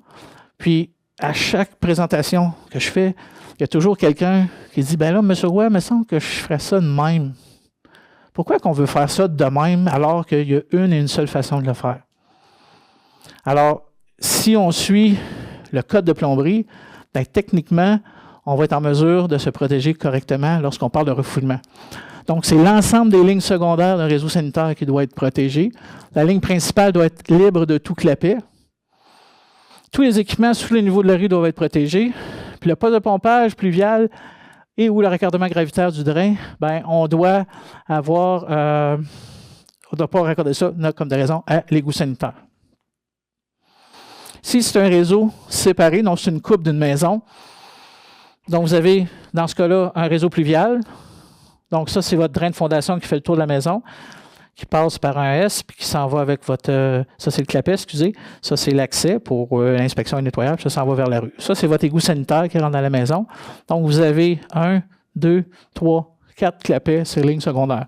Aucun clapet sur la ligne principale. Là, il y en a des... Je ne dis pas des gens... le code de plomberie permet de mettre un clapet normalement ouvert de ce type-là sur les lignes principales. La ville de Saint-Eustache l'interdit. OK? Donc, c'est interdit. Donc, si vous avez ça dans votre maison, c'est à l'encontre de la réglementation municipale de Saint-Eustache. Le code le permet, mais la ville ne le permet pas. Une raison pour ça. Ah ben ça, moi, je ne veux pas faire le procès. Je ne veux pas faire le procès de ça. Là. Bon, on va. Tu lui demanderas. Un clapet normalement ouvert. Puis, en fait, souvent, ils vont utiliser le nom qui est marqué ici. Je pense qu'il est marqué ici. Ça s'appelle Mainline. C'est le nom de la compagnie. Oui, il va comprendre ça. Fait que c'est interdit à Saint-Eustache par réglementation. Le code le permet, mais suivant certaines restrictions. Je vais vous expliquer pourquoi si vous avez des questions sur celui-là, je vais vous expliquer pourquoi il est interdit, puis pourquoi je recommande aux villes de l'interdire également. Donc, dans ce cas-là, lorsqu'on a un refoulement sanitaire, bien, l'eau ici va effectivement s'en aller dans mes colonnes, mais elle ne va pas rentrer dans vos maisons. Puis à chaque endroit où il y a un clapet, l'eau va être arrêtée, en supposant que les clapets sont propres, conformes, étanches. On va en parler de ça. Vous allez pouvoir utiliser les équipements du rez-de-chaussée. Parce que là, on a des grosses légendes urbaines, là. On ne peut pas, là, quand il mouille, on ne peut pas utiliser nos équipements au rez-de-chaussée. Bien, ça, malheureusement, la réponse, c'est faux. Vous pouvez l'utiliser à condition que vous avez un scénario comme celui-ci. Parce que si vous avez celui-là ici, que vous installez ici, parce que le plombier ou la personne qualifiée, je ne dirais pas un plombier, on va dire la personne qualifiée, on va l'installer là, vous n'aurez pas besoin d'installer tout partout. Parfait, OK, on va l'installer là. On n'installe pas ici. Boum, il y a un refoulement, le clapet est fermé. Jusque-là, ça va. Vous utilisez la laveuse, vous utilisez les toilettes. En haut, OK, parfait, on flush. Boum, c'est fermé. Ah, mais là, l'eau, qu'est-ce qu'elle va faire? Elle va s'en aller ici, elle va sortir par votre douche. Ce qu'on appelle l'auto-refoulement. Si vous mettez ça, le code dit encore que vous devez avoir ceux-là aussi. Donc, un expert qui dit on va mettre juste celle-là, on n'aura pas besoin des autres, bien, il ne suit pas le code de deux façons. Ça, c'est interdit. Puis ça ne vous empêche pas l'obligation de mettre ces équipements-là sur l'ensemble des lignes secondaires.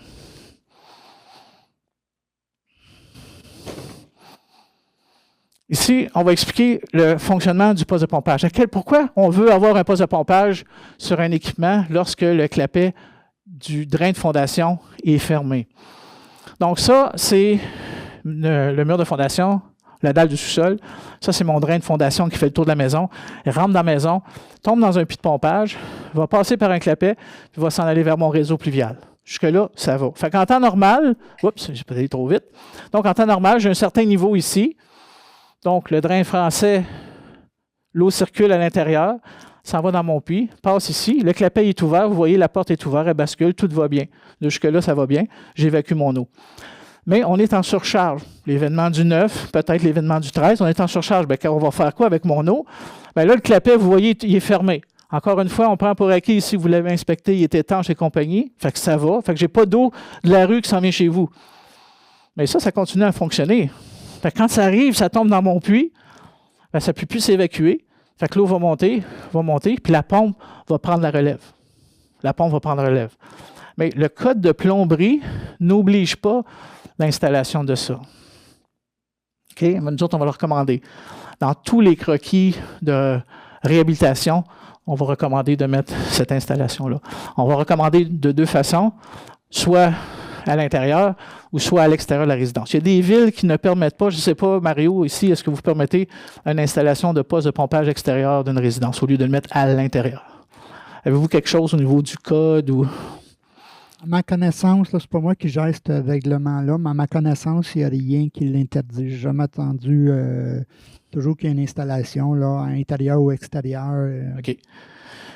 Alors, il y a des villes qui l'interdisent. Moi, je travaille avec ces villes-là pour dire, ben, je pense que vous devez donner cette alternative-là parce que c'est peut-être pas évident, quelqu'un qui n'a pas ça dans son sous-sol, qui est tout fini, tout est bien aménagé, d'aller mettre un poste de pompage, je ne sais pas, en face du cinéma maison, c'est peut-être pas le fun, là. Alors, peut-être qu'il faut avoir cette alternative-là. Puis moi, j'ai aucun problème. Naturellement, quand on s'installe à l'extérieur, on est au Canada, donc il y a le gel, il y a tout ce qui vient avec, là. Fait qu'il ne faut pas oublier ça lorsqu'on va faire ce genre d'installation-là. Je vais faire le même scénario ici, mais avec une coupe. Donc, vous avez votre drain de fondation qui vient dans le puits de pompage. Puis ça s'en va, ça c'est non-clapet, puis ça s'en va vers la rue. Donc, en temps normal, le clapet est ouvert. En temps normal, ça fonctionne comme ça. Ici, la pompe, elle n'a pas besoin de fonctionner. Donc, on va ajuster la flotte. Comment on ajuste une flotte? Bien, avec une pompe à colonne, c'est avec les petits caoutchoucs qu'on a ici. C'est ça qui active le mécanisme. Donc, c'est les petits caoutchoucs qu'on va positionner. Donc, on ne veut pas faire fonctionner la pompe en tout temps. Pourquoi? Parce qu'on n'a pas besoin. Si on n'est pas en refoulement, l'eau peut continuer à circuler sans aucun problème. Donc, il faut juste ajuster ça correctement. Si on est à une pompe de ce type-là, là, à ce moment-là, souvent, on peut peut-être juste dévisser la flotte, puis la positionner autrement, ou installer des briques en dessous pour la positionner. C'est votre choix, là. Alors, quand on a cette configuration-là, et là, on est en refoulement, bien, qu'est-ce qui se passe? Mon clapet est fermé. Lui, il continue à envoyer de l'eau, ici. Fait que l'eau va monter dans mon puits. Mais elle ne va pas monter jusqu'à atteindre mon drain de fondation. Puis là, bien, la pompe va pomper, elle va faire baisser l'eau, puis on va fonctionner comme ça jusqu'à temps que le réseau soit apte à recevoir le débit comme avant, là. Si je n'ai pas de pompe, bien, qu'est-ce qui va se passer? C'est que l'eau va monter. L'eau, c'est arrêté ici. L'eau va envahir votre plancher. Elle va venir de deux sources. Elle va venir du puits, bien sûr, parce que c'est plus facile, mais elle va aussi venir de votre drain français qui va s'en noyer.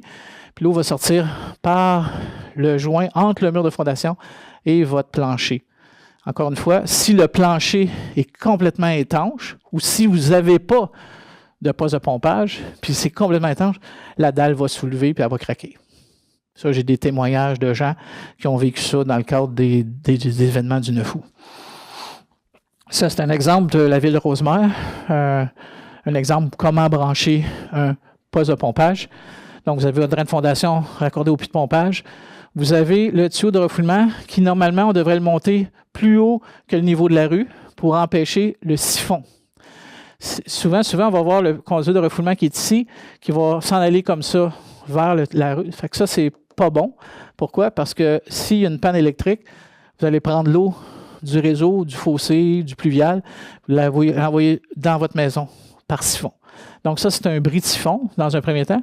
Dans un deuxième temps, au pied de la pompe, vous allez également avoir des clapets qu'on appelle des clapets de pied de pompe. J'avais des modèles ici, vous viendrez les voir après. Là. Ça, c'est sur les conduits de refoulement, sur la conduite ici. Vous pouvez l'installer sur ça. Ça, c'est un modèle qui est clair, donc vous voyez s'il fonctionne ou non. Puis vous en avez un autre modèle que je ne vois pas sur ma table, là. Il doit être dans mes boîtes, qui permet de l'installer à la base de la pompe. Donc ça permet de ne pas vider la conduite de refoulement après chaque pompage. Donc on pompe, l'eau est emprisonnée dedans. Si on ne met pas ça là, l'eau va se revider, puis l'eau va remonter tranquillement. Fait que je recommande de mettre un clapet. Mais ça, encore une fois, les spécialistes qui installent ça sont au courant. Pompe et clapet. Donc, les alimentations principales, courant alternatif ou à batterie. alimentation secondaire, ben, c'est soit génératrice, soit batterie 12 volts. La pompe à l'eau, donc la pompe à l'eau que vous allez voir, que je vais présenter, elle est interdite à Saint-Eustache. Il y en a beaucoup qui l'ont mis. Il y a toutes sortes de raisons pourquoi il ne faut pas mettre une pompe à l'eau. Je vais vous l'expliquer dans quelques minutes. Donc, une configuration typique dans un sous-sol. Donc, vous avez vos pompes, les conduits de refoulement avec les clapets. Alors, ça, c'est typiquement... Puis ça, normalement, ici, vous envoyez ça sur le terrain. Vous n'envoyez pas ça dans le sanitaire. Vous envoyez ça sur le terrain. Est-ce qu'il y a des problématiques au niveau du gel? Oui, il peut y avoir des problématiques au niveau du gel. Il faut que ça soit regardé. Parce qu'une conduite qui est gelée l'hiver, bien, la pompe va tourner dans le beurre, puis l'eau va continuer à monter tranquillement, là. Par contre, pendant l'été, une journée comme le 13 juillet, bien, il n'y a pas de problématique. La meilleure configuration, si vous avez 2 pompes qui fonctionnent en alternance, la meilleure configuration, c'est d'avoir chacun sa propre conduite à l'extérieur. À titre d'exemple, si j'ai 2 conduites raccordées dans une seule, 2 conduites de 1 litre, on va sortir 1,6. Ce ne sera pas une addition. Si vous avez 2 conduites à 1 litre chaque, vous allez avoir 2 litres. Donc, un petit gain de performance à avoir des conduites séparées lorsqu'on a fait ces installations-là. Type de pompe, ça en est une ici de type submersible. Moi, je recommande ceux-là. Pourquoi? Parce qu'ils peuvent aller dans l'eau au complet. Pas la prise, bien sûr. Comme j'ai dit tantôt, prise unique. Il ne faut pas mettre ça sur le plancher. Il faut qu'il y ait une certaine hauteur. Parce que sinon, si l'eau touche à ça, effectivement, là, il va y avoir un court-circuit. Par contre, ça, c'est complètement submersible. Ça, ici, il y a 2. Celle-là, le mécanisme est comme ça. Puis celle-là, le mécanisme, c'est une rotule. La pompe sur pied. La pompe sur pied, c'est celle-là ici qu'on voit. Donc, elle n'est pas submersible. OK? Alors, j'ai fait un dossier. Je vais voir le client. La pompe est installée comme ça, là. Le monsieur, il dit là, comme c'est le réseau de la ville, blablabla, ça fait 3 fois que je change ma pompe. Ah ouais? Ça se peut-tu que l'eau monte sur le plancher? Il dit, ben oui, ça fait 3 fois que tu changes ta pompe. Regardez bien ça. Boum. C'est pas submersible. Ça, c'est son puits de pompage. Puis installer le moteur plus bas que la possibilité que l'eau monte jusqu'au niveau de son plancher. C'est pas fort, là. C'est facile, ça, là. Fait que c'est pour ça que je ne recommande pas ceux-là. Ça, c'est quelqu'un qui, malheureusement, ne sait pas comment ça marche. C'est marqué dessus, non submersible. Mais ça, c'est, encore une fois, c'est arrivé, là. Ça pourrait arriver encore. Les pompes à batterie. Pompe à batterie, c'est une pompe qui, malheureusement, a une certaine durée. Donc, lorsqu'on entend aux nouvelles que ça peut durer effectivement très longtemps, bien, ça serait peut-être bon d'aller chercher une génératrice éventuellement. Cela, vous allez peut-être être capable de survivre une journée, mais peut-être pas plusieurs jours lorsqu'il n'y a plus d'électricité. Comment ça fonctionne? Lorsqu'il y a l'électricité, le convertisseur recharge la batterie. Lorsqu'il n'y a pas d'électricité, le convertisseur envoie le message de démarrer la pompe. Les pompes à l'eau. Les pompes à l'eau sont interdites. Après, ça ne te dérange pas? Non, c'est parce que je perds le fil, puis là, ça ne finit plus. C'est presque fini, là, ça ne sera pas long. La pompe à l'eau est interdite à Saint-Eustache. Il y en a, je sais qu'il y en a qui en ont. C'est quoi une pompe à l'eau? C'est ceci. C'est une pompe qui est activée par l'eau de l'aqueduc municipal. En fait, tout équipement mécanique à Saint-Eustache qui active peu importe l'équipement, est interdit. Donc, comment ça fonctionne? Ici, vous voyez, vous avez l'entrée d'eau. Donc, ça, c'est la flotte. Donc, lorsqu'il n'y a plus d'électricité, donc ma pompe principale ne fonctionne plus, l'eau monte, clic. Ce que ça fait, ça ouvre la valve, ça fait passer l'eau. À l'intérieur de ça, ici, une turbine, comme une turbine Hydro-Québec d'un barrage, ça fait tourner ça, puis ça fait une succion ici, puis ça amène, puis ça pompe, puis ça fait sortir l'eau. Donc, pour 3 parties d'eau ici, je gaspille une partie d'eau potable. Donc, 1, 2, 3. Donc, dans un premier temps, pourquoi c'est interdit? Parce que dans les instructions, c'est marqué qu'on doit avoir un clapet double ici sur l'entrée d'eau. Pourquoi? Parce qu'il y a un risque de contamination croisée qui pourrait éventuellement même causer des morts. Pourquoi? Parce que l'eau que vous avez dans votre puits, c'est de l'eau qui est contaminée. Donc, s'il y a un bris d'aqueduc puis vous n'avez pas ça, il y a une succion qui va se faire, fait que L'eau, au lieu d'aller dans cette direction-là, va aller dans l'autre sens. Elle va aspirer de façon inverse l'eau dans le puits, va amener des contaminants dans le réseau. Ça peut vous contaminer vous, mais peut-être votre voisin ou à quelques rues plus loin. Ça coûte plus cher que ça. Puis dans les instructions, c'est marqué « ça doit être installé, mais ce n'est pas vendu avec ça ». Donc, ça, c'est une des raisons. La deuxième raison, c'est qu'un gaspillage d'eau. On gaspille de l'eau. On gaspille beaucoup d'eau. Puis la troisième, c'est interdit ici par réglementation. Les clapets, le seul qui est autorisé ici à Saint-Eustache, c'est celui-là. C'est le normalement fermé. Donc, c'est quoi la différence entre normalement fermé et normalement ouvert? Donc, si vous regardez ici à l'intérieur, vous ne me voyez pas. Donc, c'est parce qu'il est normalement fermé. Donc, en tout temps, il est fermé. Fait que ça c'est lorsqu'il est ouvert. Lorsqu'il est fermé. Je vous invite tantôt à venir voir tout ça. D'accord? Ceux-là ici, le passage intégral, c'est normalement ouvert. C'est celui-là que vous avez ici. J'en ai différents modèles. Celui-là, il est interdit à Saint-Eustache. Je vais l'expliquer les prochaines slides pourquoi. Ils ont également sorti ces deux modèles-là. C'est le même principe. Aussi interdit à Saint-Eustache. Mais celui-là, il est vraiment beau. Hein? Si je m'en vais chez vous et je dis hey, « wow, celle-là, il y a une petite boule rouge. » Là. Wow! Moi, c'est celle-là que je veux. C'est impressionnant, mais il y a une boule rouge dedans, regarde. Une petite boule rouge dedans. C'est hot. Qu'est-ce que vous voyez ou que vous ne voyez pas sur cette affaire-là? Hein? OK, comment on va nettoyer ça? Par main levée. Comment il y en a qui vont dévisser à peu près 14 boulons là-dessus? Par main levée, comment est-ce qu'il y en a qui ont nettoyé leur clapet dans la dernière année? Ah, ben, c'est pas pire. Absolument, ça va le pas. Donc, celle-là, déjà en partant, on ne se donne pas l'option d'aller vérifier ça. Lorsqu'on fait une inspection chez vous, dans votre résidence, puis qu'on fait un plan d'intervention où on va proposer un paquet d'interventions, une des choses qu'on va vous demander maintenant, c'est un plan d'opération et d'entretien. Vous allez devoir tenir un registre de toutes les interventions que vous faites sur le clapet. Techniquement, vous devriez faire une intervention annuelle, un nettoyage. Vous faites vous-même ou avec un plombier. Vous gardez vos factures, vous gardez les photos. Puis lorsqu'on annonce des événements, débit par exemple, il est annoncé plusieurs jours à l'avance, ben là, vous peut-être ce serait bon de vérifier tous ces équipements-là. Donc, ça va être demandé d'avoir un registre d'opération avec garder les factures, etc., photos, dates et compagnie. Le squeeze-in est interdit à Saint-Eustache. Squeeze-in, c'est celui-là, sans drain plancher. Bon, si vous mettez ça, ben c'est correct, là, mais il faut en avoir un normalement fermé par la suite. OK? À titre d'exemple, dans un des mandats que j'ai fait, vous viendrez le voir, un spécialiste a dit que ceci était conforme. Vous viendrez le voir en avant. Ça, c'est un squeeze-in, donc ça s'installe dans un drain plancher. Donc, lorsqu'on visse les 4 vis, on vient compresser le caoutchouc entre les 2 plaques de métal. Puis c'est ça qui fait que le clapet reste en place. La personne a dit, ben ça, c'est tout à fait conforme, il y a un clapet. C'est absolument pas conforme.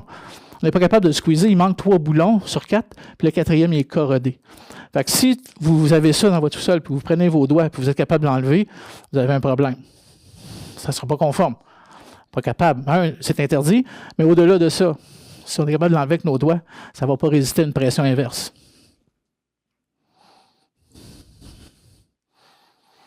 Ça ici, pour qu'un clapet soit jugé comme conforme, voici ce que ça prend. Accessible, fonctionnel, propre et étanche, et au bon endroit, sur les lignes secondaires seulement. Ça ici, c'est en laboratoire. On a fait des tests justement avec la ville de Saint-Eustache et la ville de Gatineau. Ça fait très longtemps, c'est en 2007, sur différents équipements, parce qu'on a des légendes urbaines et que la clapet, c'est pas bon, ça explose. C'est tout faux. Ça ici, c'est un clapet pour lequel on n'a pas de joint d'étanchéité sur la porte. Donc, le joint d'étanchéité sur la porte, mais là, on ne le voit pas. Vous viendrez le voir tantôt, le petit caoutchouc qu'il y a ici. Donc, si vous n'avez pas de joint d'étanchéité, l'eau va passer exactement comme ça. Je n'ai jamais été capable, ça c'est au laboratoire d'hydraulique de l'Université d'Ottawa, je mettais de l'eau, puis je mettais 1 litre, il y avait 1 litre qui sortait. Tu n'es pas capable de... Donc, c'est ça. Quand on n'a pas de joint d'étanchéité, les clapets en acier, c'est ça que ça donne. Et ça, c'est une image, c'est vrai. Là, on a fait des tests sur ça. Là. Vous voyez, l'eau passe. Si vous mettez le joint d'étanchéité, ça fonctionne. Si je fais un parallèle avec votre boyau d'arrosage, quand vous avez votre boyau d'arrosage, vous installez ça sur le robinet, puis vous enlevez la petite rondelle, puis mettez de l'eau, qu'est-ce qui se passe? Ça coule. La même chose avec ça. Donc, si vous avez un clapet en acier, ils n'ont pas le gasket ici. Donc, ça va couler. Clapet en acier, c'est un dossier sur lequel on travaille actuellement. Ça, c'est un clapet en acier qui n'a jamais été examiné. C'est un très gros clapet, c'est un clapet de 12 pouces en acier. C'est énorme, il pèse 180 kg. Ça, c'est les boulons. Voyez-vous les boulons ici? Il a été ouvert combien de fois, ce clapet-là? Ça, c'est l'intérieur. On a mis une lumière en arrière. Mais c'est ça que ça donne. Puis justement, étant donné qu'on est sur le registre de la lumière, tantôt, on avait...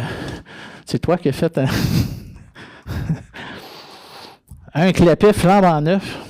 Là, je vais le faire le test, là. Je ne sais pas si vous allez le voir comme il faut. Dans les expertises qu'on fait, on a développé le test, qu'on appelle le test de la lumière. C'est qu'on rentre ceci à l'intérieur pour voir si effectivement on voit la lumière. Donc là, c'est facile parce que je le mets ici, mais en temps normal, j'enlève la porte, je l'allume la lumière, je le glisse à l'intérieur. Donc si je fais le test de la lumière, voyez, ben là, ça ne va pas être difficile, vous viendrez le faire tantôt. Si vous regardez à l'intérieur, là, même si je pousse sur la porte, il y a à peu près un joint d'à peu près 1 mm tout le tour. Il y a un défaut de construction du clapet qui fait en sorte que ce clapet-là n'est pas étanche. Ça, c'est dans une maison.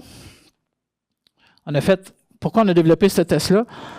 On va dans une maison relativement neuve, une maison de 2000. Donc, les équipements, tout est conforme. Tu regardes ça, tu ouvres ça, tu dis, bon, tout est parfait. Je fais un test avec un ballon. Fait qu'on met un ballon, on met de l'eau, puis l'eau, elle sort par le drain plancher. Ça veut dire que le clapet n'est pas étanche. Mais pourtant, on le regarde juste de même. Vous faites venir un spécialiste, il va dire, ah, t'es beau, t'es tout, mets des étampes, tout est diguidou. Mais tu as eu de l'eau. Mais si tu as eu de l'eau, il y a quelque chose qui ne marche pas. Mais ça, c'est un exemple de chose qui ne marche pas. C'est qu'il y a un défaut de construction. Est-ce que c'est la faute de la ville? Non. Est-ce que c'est la faute du plombier? Non. Est-ce que c'est la faute du constructeur? Non. C'est une mauvaise construction. Mais ça, c'est un fait réel. C'est un vrai. On a récupéré la porte, fait que nous, on a la chance d'avoir, comme vous voyez, beaucoup d'équipements. Lorsqu'on a fait l'inspection, j'ai dit à mon collègue, va au bureau, on n'était pas loin, va chercher une autre porte. On l'a mis dedans, on a fait le même test, tout était beau. Fait qu'on a gardé cette porte-là, une porte défectueuse, pour justement faire les démonstrations. Et dans une des présentations citoyennes, quelqu'un qui est venu me voir après, il dit, j'ai fait le test de la lumière. Il est revenu 2 fois à une présentation. Puis il dit, il y en a plein qui sont comme tu as montré. Fait que là, l'eau ici, dans ce cas-là, va passer. Ça, c'est triste, mais encore une fois, il faut se questionner. Il ne faut pas abandonner, il ne faut pas dire... Parce qu'on va avoir le réflexe facile de dire, ah, c'est la faute de la ville, moi j'ai tous les clapets. Mais si l'eau a passé, il y a quelque chose qui se passe avec ton clapet, puis peut-être qu'il faut qu'il soit remplacé, malheureusement, même s'il a l'air neuf. Mais ça, c'est encore, je ne l'invente pas, là, on en a fait des dossiers, puis on les trouve. 9 maisons sur 10, on trouve. C'est malheureux. Fait que les clapets en acier, là, pas bon. Les clapets normalement ouverts, j'ai dit tantôt, il est autorisé par le code. Fait que si tu parles d'un plombier, il va dire oui, on a le droit de mettre ça. Mais la problématique avec les clapets normalement ouverts, le jour de son installation, on rend une non-conformité. Vous avez dit la palette ici, là, il est normalement ouvert. Donc, si vous regardez à l'intérieur, vous me voyez. OK? Il est normalement ouvert. Mais si je le mets à l'envers, là, vous ne me voyez plus. Pourquoi? Parce que la porte, la rotule va fonctionner de cette façon-là. Donc, elle fonctionne à l'envers, comparé au clapet normalement fermé. Alors, quand on l'installe, si vous regardez comme vous viendrez le voir après, il y a un petit différentiel entre l'entrée et la sortie. Un petit différentiel. Ce n'est pas beaucoup, mais il y a un petit différentiel. Mais quand on installe cet équipement-là, on installe ça dans de la plomberie existante. Donc, on ne va pas... Si je serais dans un réseau flambant neuf, bien, j'arrive avec mon tuyau ici, je repars avec mon tuyau puis je continue. Pas de problème.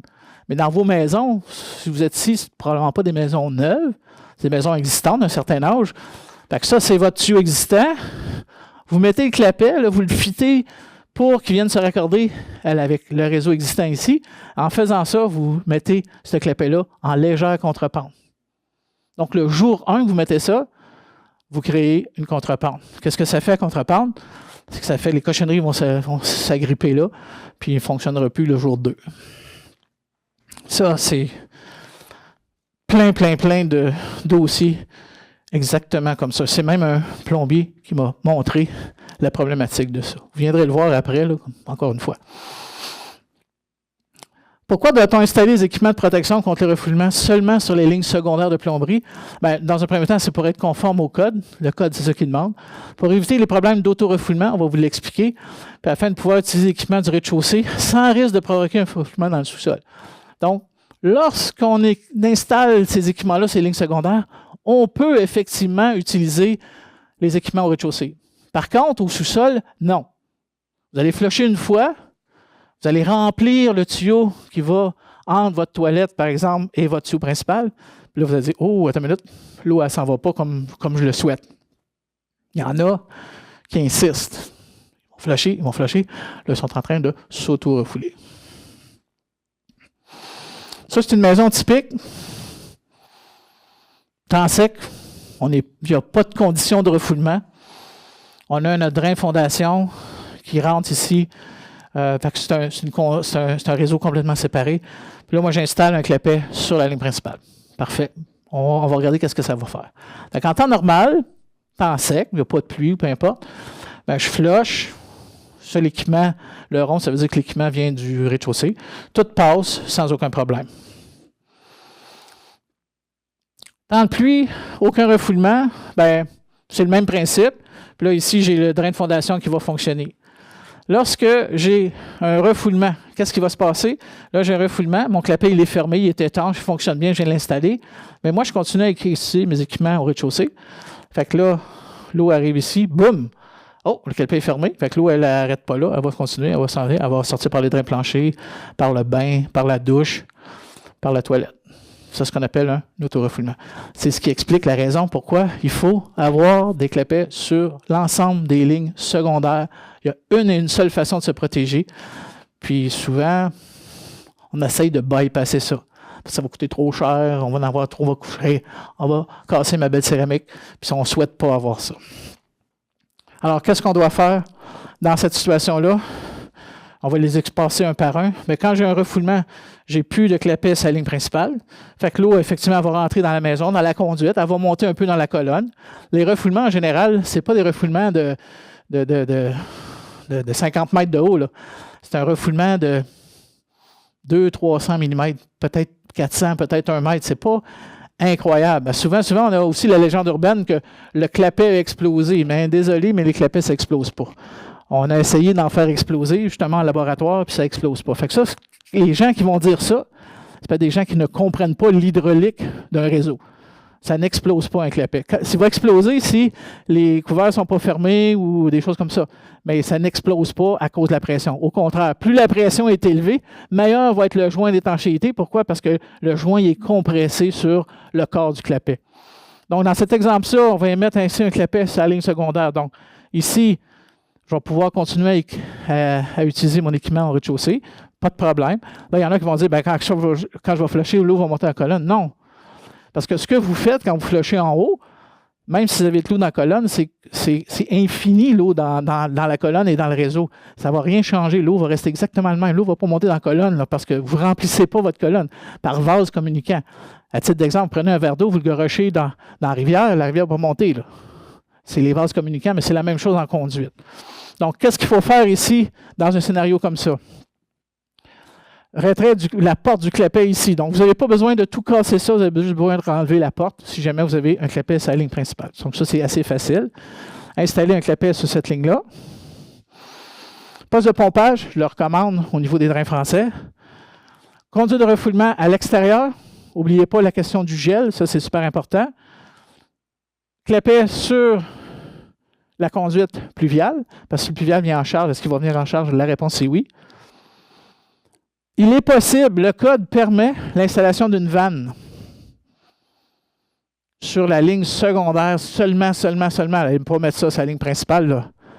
OK? Le seul problème, c'est que je n'ai pas trouvé de vanne encore de la grosseur du tuyau d'une toilette. Le plus gros que j'ai trouvé, c'est celle-là ici. Pourquoi qu'on peut avoir ça sur une ligne secondaire? Bien, justement,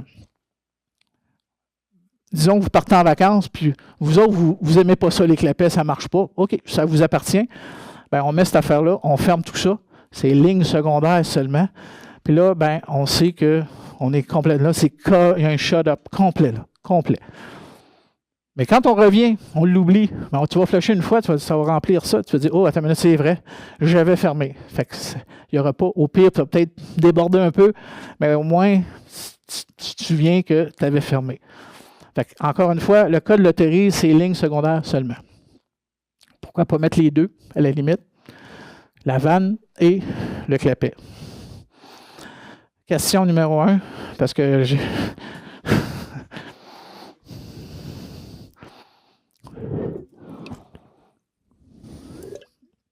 Je veux parler à propos de la pompe à batterie. Oui. Je comprends que si je manque d'électricité, elle va partir. Oui. Avec les flottes, encore une fois. Là, elle part pas. C'est pas parce qu'il manque d'électricité qu'elle part tout de suite. C'est tout simplement, elle aussi, elle a sa flotte. Ouais. Puis lorsque la flotte va être active, OK, regarde bien, on va faire une simulation. Fait que ça marche à l'électricité. Donc ça, c'est dans ton puits. Donc normalement, l'eau va monter. Puis là, on va entendre clic. Puis là, elle ne part pas. Fait que là, elle continue à monter. Mais elle va activer la flotte de la pompe à batterie. Puis elle éventuellement, va partir. Même s'il y a de l'électricité. Ça, c'est une bonne question. Vas-y. Oui. Le dernier dégât d'eau que j'ai eu, la pompe que j'avais, la pompe électrique, je pense que c'est la seule qui a marché parce que moi, je n'ai pas manqué d'électricité. OK.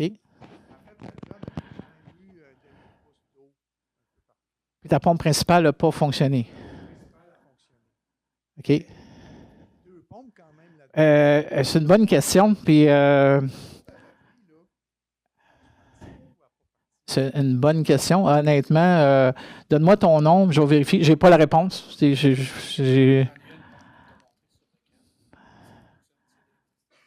Elle aussi. OK, mais est-ce qu'elle va partir ou si elle existe, elle ne partira pas? C'est ça la question, en fait. Quand même, OK. Fait que tu l'as testé? OK, parfait. Merci, mais je ne le savais pas. C'est ça qu'il vient de dire, oui.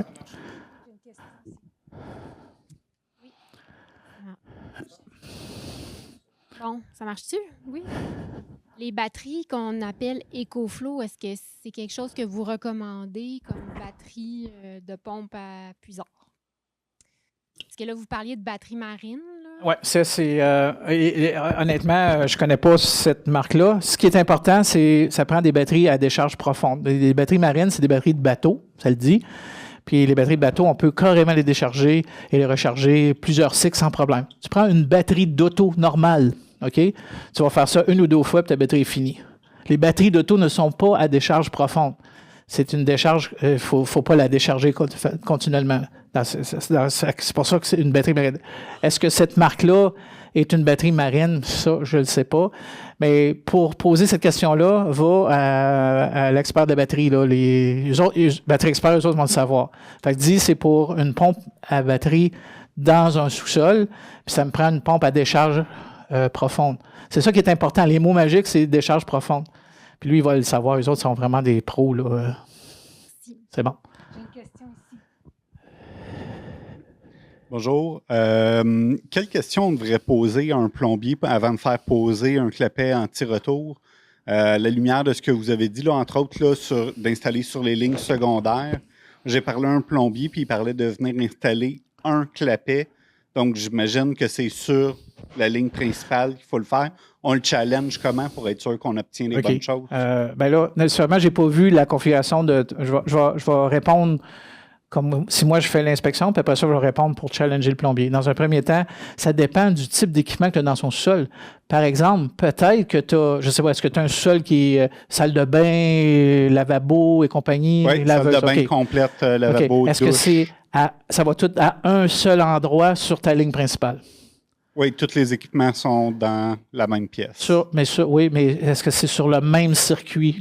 Laisse-moi retourner à l'image. Donne-moi 2 secondes. C'est pas long. Finalement, j'en ai... Ah, ouais. J'ai comme des raisons, j'ai passé trop. Alors, la question que je te pose, tu vois, ici, j'ai une ligne dans laquelle j'ai une toilette, un évier, puis une douche. OK? Est-ce que c'est une seule ligne ou c'est ici, j'ai une ligne, puis ici, par exemple, j'ai une laveuse et un évier? C'est ça. Fait que peut-être que tu as besoin de juste... Mettons que je n'ai pas ça dans le sous-sol ici, moi. Bien, peut-être que tu en as besoin de juste un. Fait que là, encore là, ça dépend. Fait que là, ce que tu vas poser comme à ton plombier ou ton expert, c'est combien j'ai de lignes secondaires dans mon sous-sol selon toi. OK? Des fois, quand un plancher est fini ici, là, regarde, moi, je ne vois rien, là. Fait que des fois, ça nécessite peut-être de faire certains tests. Comment on peut savoir si j'ai des lignes secondaires? Des fois, eux autres, les plombiers, ont des caméras, des petites caméras. Puis en surface, on a un détail. Moi, on en a une, nous aussi. On est capable de suivre la ligne. Fait qu'on est capable de détecter, naturellement, si on est capable de rentrer la caméra, bien sûr. Dans certains cas, on est même obligé, des fois, d'enlever l'équipement pour passer la caméra parce qu'on n'a pas le choix. C'est ce que je viens de dire. Fait que c'est ça, parce qu'ici, techniquement, tu ne peux pas rentrer nulle part. Fait que la seule façon, c'est de rentrer ici. Par contre, dans cette ligne-là, tu ne seras pas capable de rentrer, c'est trop petit. Mais ici, c'est facile. Ceux-là, ici, généralement, sont en surface. Comme les clapets, comme ceux-là, ici, sont pas comme celui-là. OK, bien là, je n'ai pas mis le bouchon, là. Comme lui, il est en surface, là, comme il est, mettons, tu as un évier, bien, il va être en hauteur de même, il ne sera pas dans le plancher. Ceux qui sont dans le plancher, c'est ceux-là ici, là. OK? Donc, c'est de cette façon-là. Combien est-ce qu'il y a de lignes secondaires? Puis s'il dit, ah là, tu n'as pas besoin de t'occuper de ça, on va en mettre un sur la ligne principale, tu vas dire, bien, merci pour tes services. Combien ça va coûter? Parfait. Bonjour. Puis tu ne l'engages pas, tu en choisis un autre. Par contre, j'aimerais quand même peut-être faire une annonce, si je peux peut-être l'annoncer. Je ne sais pas si vous le savez, sinon je vous l'annonce. La ville de Saint-Eustache a mandaté, nous, pour faire l'inspection sans frais de vos plomberies. Donc, mettons, par exemple, tu embarques dans le programme, quelqu'un de chez nous, pas nécessairement moi, peut-être moi, c'est sûr que moi, je vais réviser l'ensemble des projets, même si je ne suis pas allé, et puis on va tout déterminer ça. Puis là, après ça, tu vas prendre le croquis, tu vas le donner à ton plombier, voici ce qui doit être fait. Puis là, lui va vous challenger. Qu'est-ce qu'il va dire? C'est pas nécessaire de faire ça. S'il dit ça, tu en choisis un autre. J'ai des anecdotes comme ça. Une anecdote. Un dossier qu'on a fait. On a refait. Moi, je suis ingénieur. OK? On a un saut professionnel, on paye des assurances professionnelles. Donc, à chaque fois qu'on fait un design, une conception, on est lié pendant plusieurs années à notre conception, malheureusement. Heureusement pour vous. Je fais un design complet. Je présente ça à la personne. Elle a dit parfait. Elle a présenté ça à son entrepreneur. L'entrepreneur n'a pas suivi rien de ce qu'on a fait sur le plan. Rien. Une semaine après, la madame m'appelle, puis elle est ça commence par T, puis ça finit par K. Elle dit, j'ai eu de l'eau. Ça ne marche pas ton affaire. Oh, ben là, je suis un peu inquiète parce que moi aussi, j'aime ça apprendre, là, comme le monsieur vient de me dire, que la pompe, on apprend tous les jours. Là. C'est ça notre profession, c'est qu'on veut. On veut vous donner le meilleur service possible. Fait que je suis allé voir la madame. Je dis, qu'est-ce qui s'est passé? Ben, il a fait ça de telle façon, telle façon. Ben, il n'a pas suivi le plan. Non, mais c'est pour ça que tu as eu de l'eau. Puis je vais vous expliquer pourquoi tu as eu de l'eau. J'ai tout expliqué. Fait que moi, j'ai une ingénieure qui est haute de même. Elle a rencontré l'entrepreneur. L'entrepreneur lui a dit, on ne fait jamais ça de même. Bien, je dis exactement ça. On ne fait jamais ça de même, on va se retrouver en cours, le gros. Pourquoi? Parce que, exactement, ça n'a pas marché une semaine après. Voilà. Fait que, s'il te challenge, ou s'il dit, on ne fait pas ça de même, tu dis, merci, comment ça va coûter? OK, parfait. Je garde ça en note, puis tu choisis quelqu'un d'autre. Fait que, les plans, vous avez peut-être cette chance-là d'avoir minimalement un plan ou un croquis ou une analyse complète de votre plomberie, sans frais, aux frais de la ville. C'est ça. Alors, c'est une annonce que on m'a permis de faire ce soir.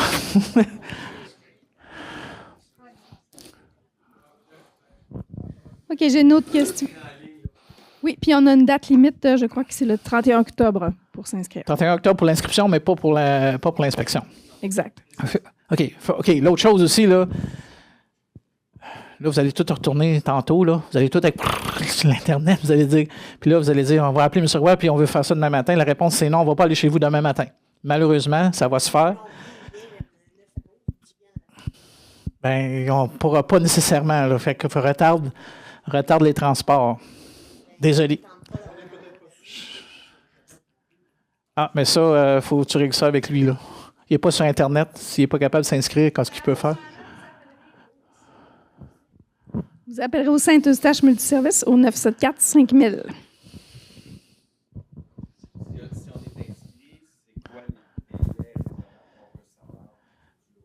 Nous, OK. Bien, nous, on a eu le mandat hier. Fait que donne-moi une chance. non, je sais, mais... OK. Mais on a eu le mandat, nous, officiel, hier. OK? Fait que on a... Pouf! Fait que là, on est rendu là. Fait qu'au pire, si tu me donnes moi ton nom, puis on va regarder ce qu'on va faire, là. On ne sait pas là, où on est rendu dans la cédule ou quoi que ce soit. Oui, on va te donner un time frame, mais je ne peux pas te répondre là. On a eu le mandat hier. Fait que tant que je n'ai pas de mandat, moi, je ne peux pas donner rien. Fait qu'on l'a eu hier. Je ne pensais pas que cette question-là était pour être posée ce soir. Sinon, je t'aurais donné ça. Mais effectivement, on va essayer. Nous, les inspections, étant donné qu'on fait l'intérieur et l'extérieur, ça, c'est bien important aussi, tantôt par rapport au plombier. L'extérieur aussi, mais souvent, le plombier, il s'en fout de l'extérieur. Là, nous, on fait l'extérieur. Là, on va te donner un exemple. Tu as un garage en contrepente. On va peut-être dire de l'abandonner. Le plombier ne va pas te dire ça. Là. Okay? Mais nous, c'est ça qu'on va te dire. Tu suis les recommandations ou non, ça vous appartient. Là. Mais techniquement, on peut faire des inspections tant aussi longtemps qu'on n'a pas de neige. Dès qu'on a de la neige, dont on arrête, puis on reprend au printemps. Je comprends que vous êtes peut-être à risque. Les périodes de refoulement par main levée, est-ce que vous avez ici des gens qui ont des problèmes, mettons, entre novembre et début mai, par main levée? Généralement, c'est l'été, j'imagine. Un problème de refoulement ou d'inondation ou peu importe. Pendant la période de novembre à mai, début mai. Parce que cette période-là, on n'en fera pas. OK. Généralement, les refoulements, bon. C'est ça. Oui. C'est ça. Fait que là, on a des caméras, on a toutes ces choses-là. On va regarder ça avec toi. Et est-ce que tu étais là lors des événements? OK. Tu es arrivé suite à des vacances de construction. Ah, OK. C'est bon. OK.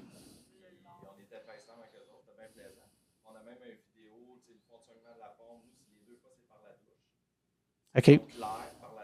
OK. OK, c'est bon. Oui. Bien, ça, c'est super important quand on fait l'inspection de partager les photos, les vidéos, parce que ça nous aide à comprendre et à faire la configuration. Comme je dis, nous, on est à l'aveugle. Tu sais, comme un plombier aussi, on est à l'aveugle. Quand on va là, c'est ça qu'on voit. Fait que c'est super important d'avoir votre collaboration. D'avoir l'historique, d'avoir toutes les fois que c'est arrivé. De toute façon, on va toutes vous poser ces questions-là. L'inspection dure à peu près 1h30, 2 heures. C'est pas une inspection qui prend 5 minutes, là. C'est long, là. Comme je dis, on fait le dehors aussi. OK?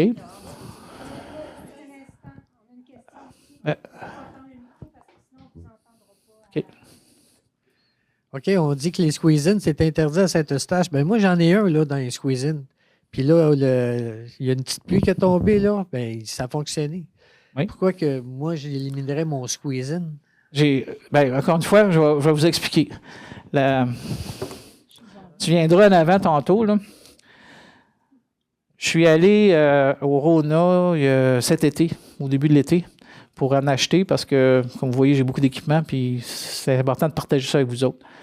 Et puis quand je l'ai acheté, en fait, je voulais acheter un autre comme ça. sur la majorité des boîtes, c'était ça qu'il y avait dedans. OK, je suis tout à fait d'accord. Mais toi, tu sembles être un peu expert, mais quelqu'un qui n'est pas expert, la boîte, c'est squeeze in, il a pris ça, puis il s'en va le mettre. Bien, il n'y en a pas. Il y a pas ça a pris 4-5 boîtes avant d'en trouver une complète, là. OK, ça, problème numéro 1. Problème numéro 2. Problème numéro 2, souvent, c'est fabriqué à un endroit qu'on n'aimera pas, dans un autre pays. Ça, c'est de l'entretien, monsieur, mensuellement, là, OK, ou annuellement, ça, pardon. Laisse-moi aller. Puis, c'est vissé. Hein. Fait que le jour 1 qu'il l'installe, on ne prend pas le soin. Puis, comme je dis, toi, c'est pas ton cas, là. Vous voyez, comme je fais quand même plusieurs tours avec, là, OK? Mais plusieurs fois, quand on l'installe, puis ça, je l'ai vécu, à peine s'il est vissé, puis là, ça fait par exprès, ça ne tombera pas, là. Ben, quand ils ont fait l'inspection, et comme ça, la poire est tombée. La poire est tombée. C'est toujours de même, hein? Ça ne marche jamais quand on peut le faire. Mais souvent, là, pas juste une fois, les gens ne font pas attention. Bien, le jour 1 qu'ils l'installent, c'est à peine, c'est fragile. Puis une fois que c'est parti, ils l'ont vissé, ils ne s'en occupent plus. Tu as raison, il faut s'en occuper comme toutes les autres. Il faut les inspecter. Puis la poire est tombée. Une fois que la poire est tombée, ça ne fonctionne plus. Une autre chose aussi, les gens vont souvent avoir des rejets d'air climatisé qui vont dans le puits parce que c'est plus facile. Alors, combien de fois j'ai vu un tuyau d'air climatisé qui c'est à peu près gros comme mon doigt, là, une fournaise, puis là, ils rentrent ça de même dedans. Comme ça. Ah ouais, ça, c'est magique, ça. Combien de fois j'ai vu ça, là? Ça, c'est comme quand je vous partage ça, là, c'est pas des légendes, là, c'est des inspections qu'on fait. On en a fait, là. Fait que ça, tu viens de rendre ton clapet non fonctionnel. L'autre chose ici, je vais quand même aller te voir, là. Celui-là, là, un plombier a dit que ça, c'était conforme, là. Tu parlais de plombier tantôt. Là. Tu vois-tu quelque chose de conforme là-dedans? Là? Ça, tu es capable de l'enlever de même. Là. Regarde. Il est propre, là, il est sain. Là. Ça, tu l'enlèves-tu, lui, ou tu le gardes? Il manque du matériel. Oui, c'est quoi qui manque? Il manque un ressort, puis il manque 3 vis. Non, le ressort, il est là. Il manque 3 vis. Es-tu capable? Un squeeze-in, c'est quoi les premiers mots qu'on entend quand on dit squeeze-in? Squeeze. Qu'est-ce qu'on fait pour squeezer un squeeze-in? On visse les 4 vis. Il en manque 3. Ça se peut-tu qu'on ne soit pas capable de squeezer? Si on n'est pas capable de squeezer, poup, il va popper. Et on a même fait des tests. Je ne l'ai pas amené aujourd'hui parce que moi, je pourrais vous tenir ici jusqu'à minuit. Là. J'ai des vidéos. Pourquoi je l'enlèverais? Vous voulez mettre un bouchon, quoi? C'est pas les meilleurs. Les meilleurs, c'est les fermés et il est interdit à la ville. Fait que moi, au-delà de ça, moi non plus, quand je les vois des comme ça, je ne recommande pas. Il y a plusieurs villes qui sont interdites. Sherbrooke, Sainte-Thérèse, Saint-Eustache. Pourquoi? Parce qu'avec tout ce que je viens de te dire. Mais je ne te dis pas à soir d'aller l'enlever. Là. On ne va pas envoyer la sûreté là, chez vous parce que tu as un clapet qui est interdit à la ville. Je casse du ciment, je coupe le tuyau, puis j'installe ton bidule. Absolument. Puis, les recommandations qu'on va vous faire dans certains cas, c'est exactement ça. Puis là, les gens vont dire, ben là, on va pas faire ça parce qu'il faut en mettre à 3 places. On va en mettre un sur la ligne principale. C'est ça que vous allez me dire, puis c'est ça que les plombiers vont vous dire. J'ai une autre question ici. C'est beau. C'est beau, c'est répondu. J'arrive, monsieur. Hop là. Et voilà. Parlez près du micro. Bonjour. Est-ce que c'est recommandé de faire nettoyer les drains français? Les drains français, le nettoyage des drains français, ben écoute, ça dépend de l'âge de ton drain français, ça dépend de l'oc ferreux. Habituellement, le nettoyage des drains français, c'est souvent lorsqu'on a de l'oc ferreux. Comme je l'ai mentionné, l'oc ferreux, c'est comme de la gélatine, c'est comme du jello. Ça, effectivement, si vous êtes dans une zone où il y a ça, c'est obligatoire. Puis il faut même le nettoyer peut-être 1 à 2 fois par année.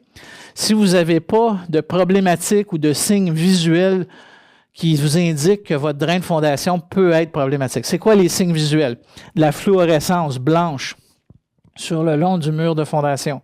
Ça peut être des indices que votre drain il est moyen. Fait que ça serait peut-être sage, à ce moment-là, de faire passer la caméra. Donc, si on n'est pas capable de passer la caméra par en dedans, malheureusement, pour faire ça, on va être obligé de faire peut-être une excavation à l'extérieur. Fait que ça, c'est pas le fun, pour pouvoir y accéder. Parfait. Fait que là, un plombier avec la caméra peut passer. Bonjour, j'aimerais ça, bonsoir. J'aimerais ça, si vous pourriez plus élaborer sur l'inspection du clapet d'anti-retour. Parce que vous dites de nettoyer. Moi, quand je l'ouvre, il n'est jamais sale. Oui, OK. Puis aussi, pour l'écoulement des eaux, c'est-tu juste le test de la lumière ou il y a d'autres choses pour savoir? Nous, c'est sûr qu'on a développé d'autres affaires qui sont uniques à nous là, quand on fait des tests, mais on ne les utilise pas tout le temps. On peut juste le test avec un ballon puis de l'eau, on peut juste le faire sur les clapets de 3 pouces. On ne peut pas le faire sur les plus petits. Donc, quand on fait l'inspection d'un clapet, qu'est-ce qu'on regarde? D'abord, dans un bouchon, il y a un gasket. Un gasket en caoutchouc. OK? Ici, ça ressemble à ça. Donc, ça, c'est pour la partie ici. Qu'est-ce qui arrive s'il n'y a pas de gasket? On a les tests qu'on a fait en laboratoire, on l'a enlevé. Étant donné que le filet est relativement gros, c'est pas si pire. Ça fait des petites ballons, mais je pense pas que vous allez avoir 3 pieds d'eau dans votre sous-sol. Fait que dans un premier temps, est-ce que vous avez un gasket ici? Si vous n'en avez pas, ben ça n'en prendra un. Ben c'est ça. Je pense que on est obligé d'acheter une unité complète puis prendre le gasket. Je pense pas. J'ai cherché, là, j'en ai pas trouvé. Ça ne veut pas dire qu'il n'y en a pas, mais je n'en ai pas trouvé à ce jour. OK, je vais juste terminer sa réponse. OK, la première chose qu'on va regarder. Naturellement, il faut que le bouchon soit fermé. Alors, une des expertises qu'on a faites, le clapet a explosé. Le bouchon a explosé. Ah ouais, le clapet, c'est épouvantable, ça. Mais on s'est aperçu, quand j'ai fait l'inspection, que le plancher avait été récemment refait, le plancher de béton. Et puis, il y avait du béton dans le filet. Alors, quand j'ai pris le fameux bouchon qui a explosé, j'ai essayé de le remettre. Je n'ai pas été capable de faire rien. Alors, ce que j'ai fait, je suis retourné au bureau. Nous, on a une espèce de test hydraulique que je ne vous ai pas montré aujourd'hui. Là. On a un appareil sur lequel on peut monter de l'eau jusqu'à l'équivalent de 3 étages de haut. Avec de l'eau, avec de l'eau réelle. On l'a mis, on a dit à quel moment qu'un bouchon explose. OK? On s'est posé cette question-là. C'est quand il est dévissé à 98 %. Tant et aussi longtemps qu'il est vissé, il va rester. Donc, la poursuite, dans ce cas-là, contre la ville, tombe à l'eau. Parce qu'on a fait la démonstration avec de l'eau, ça, que quand c'est dévissé à 80, regardez, il va y avoir de l'eau, là, parce qu'il n'est pas effectivement vissé, mais il va tenir. Fait que c'est important qu'il soit vissé. L'autre chose aussi, quand on fait des inspections, il y en a là, qui prennent des madriers puis des affaires. C'est marqué sur le bouchon, vissé à la main. On n'a pas besoin de visser ça à outrance. Là. Des fois, là, je ne suis pas gros. Des fois, il y a de la misère. On a des outils spéciaux, puis on a de la misère. On n'a pas besoin. Là. C'est marqué ici, là, vissé à la main. OK? That's it. Fait que là, après ça, une fois qu'on a fait ça, donc on va regarder. Si on veut faire le test de la lumière, vous pouvez prendre une petite maglite ou quelque chose comme ça. Vous enlevez la porte, vous mettez la lumière là, vous la remettez. En fait, je vais le faire avec vous. Celle-là, on l'a achetée sur Amazon. Ça ne coûte pas cher, bien, elle est étanche. On la rentre dedans. Vous allez dire, elle est grosse, on pourrait la perdre. Vous avez tout à fait raison. Il y a des risques dans tous les métiers. Oui, mais il faut qu'il y ait l'écoulement. Là. Parce que là, je suis dans l'eau, elle vient de même, de la maison. Là. Je suis dans le sanitaire. Bon, quand je fais ça, tu vois-tu, je pèse dessus. Tu vois-tu la ligne viendrait en avant pour voir. Il y a du jour. Là. Fait que là, le test de lumière. Si vous avez ça, ça veut dire que de l'eau va rentrer chez vous. Puis, comme j'ai dit tantôt, il y a quelqu'un qui est venu me voir et dit, j'ai fait le test de lumière sur des équipements flambant neufs au magasin. Puis ça m'a pris plusieurs fois avant d'en trouver un qui est bon. Ça, c'est triste, là, mais c'est pas nécessairement la faute de la ville, encore une fois. Mais ça, c'est des petits trucs. Puis vous n'avez pas besoin de prendre une grosse lumière de main. Vous pouvez prendre une petite maglite. Ça se rentre super bien. Puis ça teinte. Après ça, une fois que vous avez fait ce test-là, on regarde le gasket. Le gasket, il ne faut pas qu'il soit endommagé. Il y a des petites bébites, des fois, qui se promènent dans les réseaux. OK. Ça se peut. Ça, c'est un clapet des années 80 à peu près. Ah, le micro. Ah, ben ça. Ben, Moi, si je vous pense n'avez que j'ai pas de gasket. Si vous n'avez pas de gasket, l'eau va passer. Là, OK. Là, location, on ne peut pas juste aller au magasin puis acheter une porte puis en mettre un autre. C'est pas nécessairement... Même des équipements flambant neufs. Je peux pas prendre une porte. Je connais 2 détaillants. Il y en a plusieurs. Je connais 2 marques de clapets. Il y a du Beau, B-O-W, ou Canplast, qui je pense que c'est la même chose, et du Ipex. Les 2 ne sont pas comme compatibles. À l'œil, ils ont l'air compatibles. Donc, si, par exemple, tu as un Beau, tu t'en vas chez une quincaillerie acheter quelque chose, une porte étanche de Ipex, ça ne marchera pas. Oui, physiquement, à l'œil, tu vas dire hey, « wow, ça marche ». Non. Tu vas être malheureusement obligé de changer ton clapet au complet. Ça, c'est pas le fun, parce qu'encore une fois, on va être obligé de couper le plancher, blablabla. Bien, ça prend un gasket. Tu as vu tantôt, quand tu n'as pas de gasket,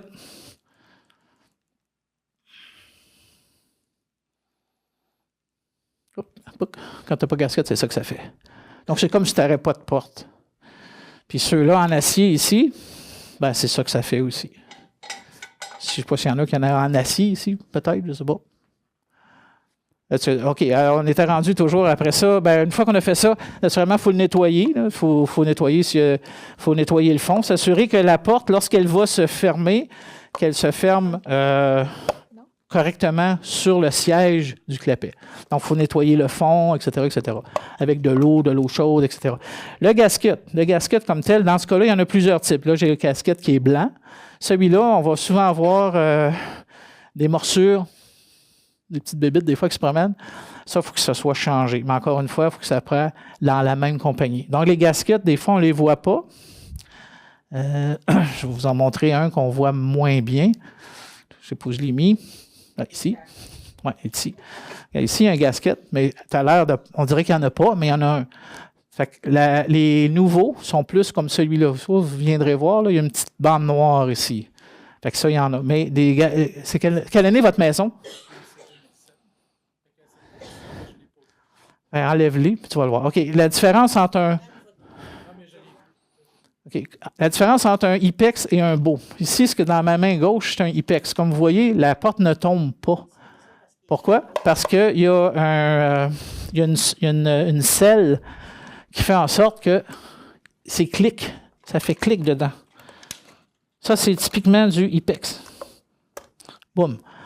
Si vous ne faites pas le clic dans un Ipex, bien, la porte, elle va bouger, puis elle va tomber. Le Beau, c'est une porte qui est juste...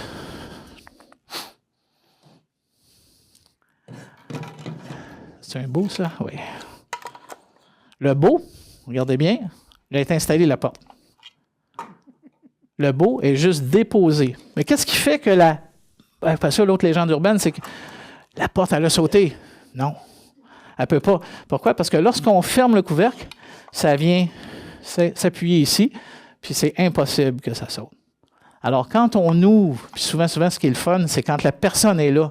Souvent, les personnes, quand on fait l'inspection, c'est-tu conforme, c'est-tu correct? Là, on l'ouvre, on a peur. Puis là, on l'ouvre, puis on voit ça de même. Là, je la regarde, parce que si la personne n'est pas là, puis on va la voir, on dit la porte n'était pas, c'est nous autres qui l'a faite. Non. Mais là, c'est le fun quand elle est là. Parce que c'était quoi ça? Je ne sais pas, la porte a explosé. Non. C'est quand la dernière fois que tu as fait l'inspection? On a engagé ton plombier. Ah ouais, il ne l'a pas replacé. C'est tous des cas réels. Je ne me force même pas là, pour vous faire rire. Là. C'est triste de même. Là. OK? Question.